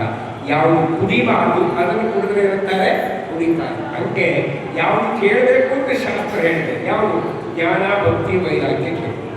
ಸ್ವಾಮಿ ನಿನ್ನ ಬಿಟ್ಟು ಬೇರೆಯವರಿಗೆ ಇಚ್ಛೆ ಅವ್ರಿಗೆ ಕೇಳಿ, ಅದು ಕೇಳಬೇಕಾಗ್ತದೆ, ಅದು ಬಿಟ್ಟು ಬೇರೆ ಕೇಳಬೇಡ. ಅದಕ್ಕೆ ದಾಸರಾಯ ಬೇರು ಬೇರು ನಾನೊಂದು ಬೇಡ ತಕ್ಕುದು ದೇವ, ನೀನೆಂಬುದು ನಿನ್ನ ಮನದೊಳಿದ್ದೆ. ಕೊಡಬೇಕು ಅಂತಿದ್ರೆ ಕೊಡೋ, ಏನದು? ಮೂಡಲಾದೀಶ ಗೋಪಾಲ ವಿಠಲಯ್ಯ, ಮೂಡಲಾದೀಶ ಗೋಪಾಲ ವಿಠಲಯ್ಯ, ಪರರ ಬೇಡ ನಂದದಿ ಮಾಡಯ್ಯ. ಕೈ ಚಾಚಿದೆ ಬೇರೆ ನಿನ್ನತ್ರ ಚಾಚಿದೆ, ಕಾಡಿದರೆ ಎನ್ನೊಡೆಯನೆ ಕಾಡು, ಬೇಡರೆ ಎನ್ನೊಡೆಯನೆ ಬೇಡ, ಎನ್ನೊಡೆಯನೆ ಒಳನ ತೋರುವೆ, ಬಡತನದ ಭಿನ್ನ ಮಾಡಿಕೊಳ್ಳುವೆ ಅಂತ ಜ್ಞಾನಿಗಳು ನಿನ್ನಂದೇ ಕೇಳಬೇಕು. ಅದೊಂದೇ ಕೇಳ್ತೀನಿ, ನೋಡೋದು ಇದ್ರ ಕೊಡವಿಲ್ಲ ಹಿಂದೂ ಪುರಾಣ ಮಾಡಿ ನಡೆಯ ಅದಲ್ಲ, ದೇವರನ್ನ ಕೊಟ್ಟಲ್ವ ನಮಗೆ. ನಾವೇನು ಮಾಡ್ಬೇಕು ಈಗ? ಇದು ಕೊಟ್ಟವನ ಸ್ಮರಣೆ ಮಾಡ್ತೇವೆ. ನಮ್ಮ ಜೀವನದಲ್ಲಿ ಒಂದು ಬಾರಿ ಯಾರಾದರೂ ಉಪಕಾರ ಮಾಡಿದರೆ ಅವರನ್ನ 10 ಬಾರಿ ನೆನೆಸ್ತೇವಿಲ್ಲ. ಒಂದು ಬಾರಿ ಉಪಕಾರ ಮಾಡ್ತಾರೆ, 10 ಸಲ ನೆನೆಸ್ತಾರೆ. ಅವ್ರು ಬೇಕಾದ್ರೆ ನಾವು ಉಪಕಾರ ಮಾಡಿದ್ದೀವಿ, ಅವರಂತ ನಾವು ಮಾಡಿದ್ದು ಒಂದೇ ಸರಿ, ಹಗಲಲ್ಲೇ ಯಾಕೆ ನೆನೆಸ್ತೀರಿ ಅಂತಾರೆ. ಅವಾಗ ಇವ್ರು ಹೇಳ್ತಾರೆ, ಅವತ್ತೇನಾದರೂ ನೀವು ಉಪಕಾರ ಮಾಡಿದ್ದಿಲ್ಲ ಅಂದರೆ ನಾವು ಈ ಸ್ಟೇಜಿಗೆ ಬರ್ತಿದ್ವಿ ಅಂತ ಸರಿ ಅನ್ಬೇಕಾಗ್ತದೆ. ಆದರೆ ಒಂದು ಬಾರಿ ಉಪಕಾರ ಮಾಡಿದವರನ್ನ 10 ಬಾರಿ ಸ್ಮರಣೆ ಮಾಡ್ತೀವಿ ಅಂತಾದರೆ ಅನಂತವಾದ ಉಪಕಾರವನ್ನು ಮಾಡತಕ್ಕಂಥ ವ್ಯಕ್ತಿಗೆ ಎಷ್ಟು ಬಾರಿ ನಿಲ್ಲಿಸ್ಬೇಕು? ಅನಂತವಾಗಿ ನಿಲ್ಲಿಸ್ಬೇಕು.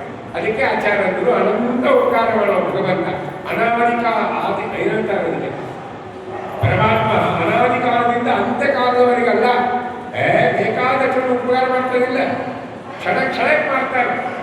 ಅದಕ್ಕೆ ಅವರನ್ನು ಯಾವಾಗಲೂ ನೆನೆಸೋದು ಶ್ರೀಮದಾನಂದ ತೀರ್ಥರು ಸಂತತಂ ಚಿತ್ತ ಏನಂತಂ ಅಂತ್ಯಕಾಲೇ ವಿಶೇಷತಃ ಯಾವಾಗಲೂ ದೇವರು ಸ್ಮರಣೆ ಮಾಡ್ತಾ ಇರೋದು. ಕೂತಾಗ ನಿಂತಾಗ ಓಡಾಡುವಾಗ ಮಲಗುವಾಗ ಎಲ್ಲ ಕಡೆಯಲ್ಲಿ ಸ್ಮರಣೆ ಮಾಡಿ ಹೀಗೆ ಅನಂತವಾದ ಉಪಕಾರ ಮಾಡ್ತಾರೆ. ಅದೇ ಮಾತು ವಾದಿರಾಜ ಪ್ರಭುಗಳಂತಾರೆ, ಹರಿ ಭಜನೆ ಮಾಡು ನಿರಂತರ. ಯಾಕೆ? ಪರಗತಿಗೆ ಇದು ನಿರ್ಧಾರ ನೋಡು, ಹರಿ ಭಜನೆ ಮಾಡು ನಿರಂತರ. ನಿರಂತರ ಇರೋ ಎಣ್ಣೆ ಚೊಳಗೆ ರಾತ್ರಿ ನೈಟ್ ಚೆಕ್ ಹೋಗೋದು ಬಾರ್ ಹೋಗೋದು ಬೈಕಲ್ಲಿ ಹೋಗ್ತಿರ್ತಾರೆ. ಹೋಗೋದು ಹಿಂದೂ ಬಂದಿರ್ತಾರೆ ಬೈಕಲ್ಲಿಂದ.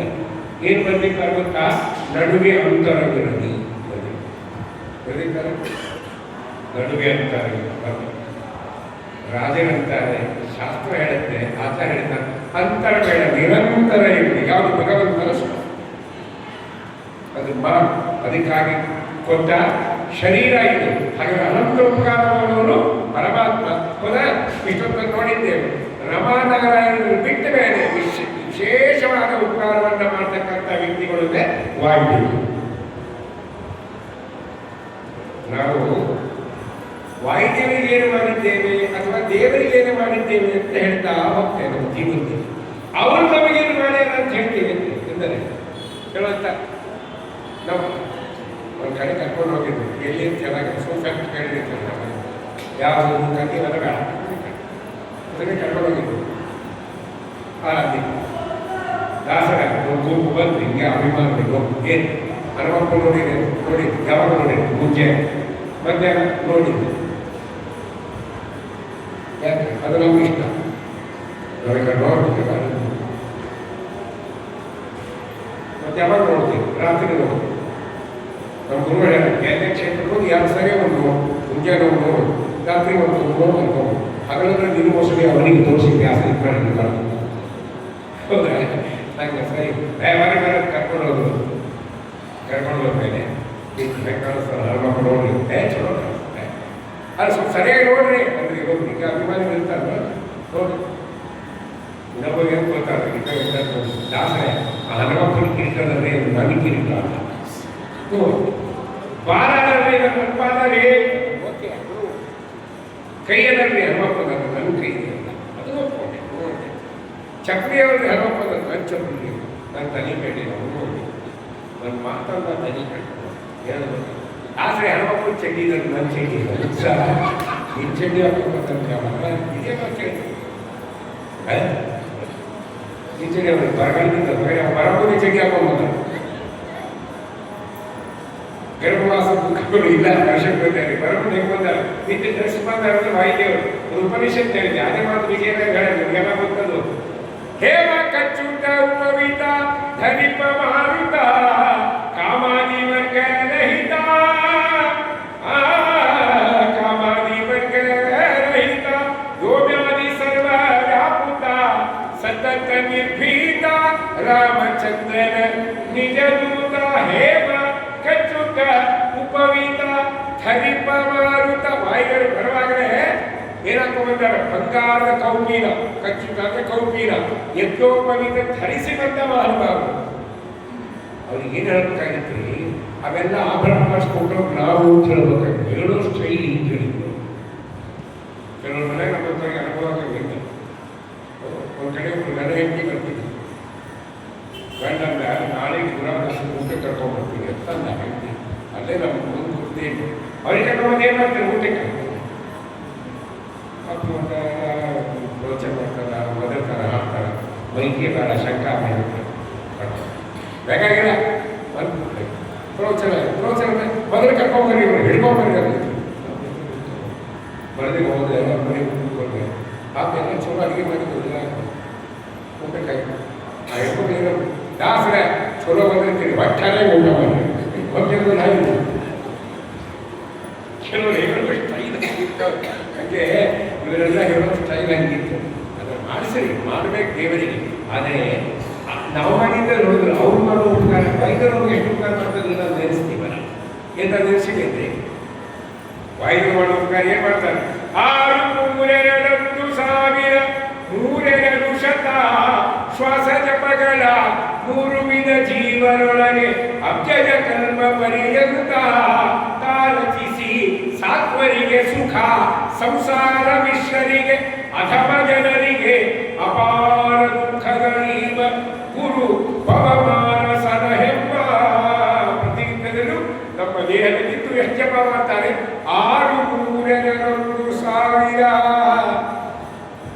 6 × 3 ಎಷ್ಟಾಯ್ತು ಈಗ 18, 2,000 ಬಂತು. ಆಮೇಲೆ 1,000 ಎಷ್ಟಾಯ್ತು ಈಗ 18,000 ಪ್ಲಸ್ 2,000 ಪ್ಲಸ್ 1,000 ಅಂದರೆ ಎಷ್ಟಾಯ್ತು ಈಗ 21. 100 ಶತ, ಶತ ಅಂದರೆ 100, 2 ಶತ ಅಂದರೆ 200 ಅಂತ 3 ಎಷ್ಟಾಯ್ತು ಈಗ 600. 21,600 ಬಾರಿ ಹಂಸಮಂತ್ರವನ್ನು ಮಾಡಿ ವಾಯುದೇವರು ನಮ್ಮನ್ನು ಈ ದೇಹವನ್ನು, ಈ ದೇಹದಲ್ಲಿ ನಮ್ಮನ್ನು ಸುರಕ್ಷಿತವಾಗಿಟ್ಟಿದ್ದಾರೆ.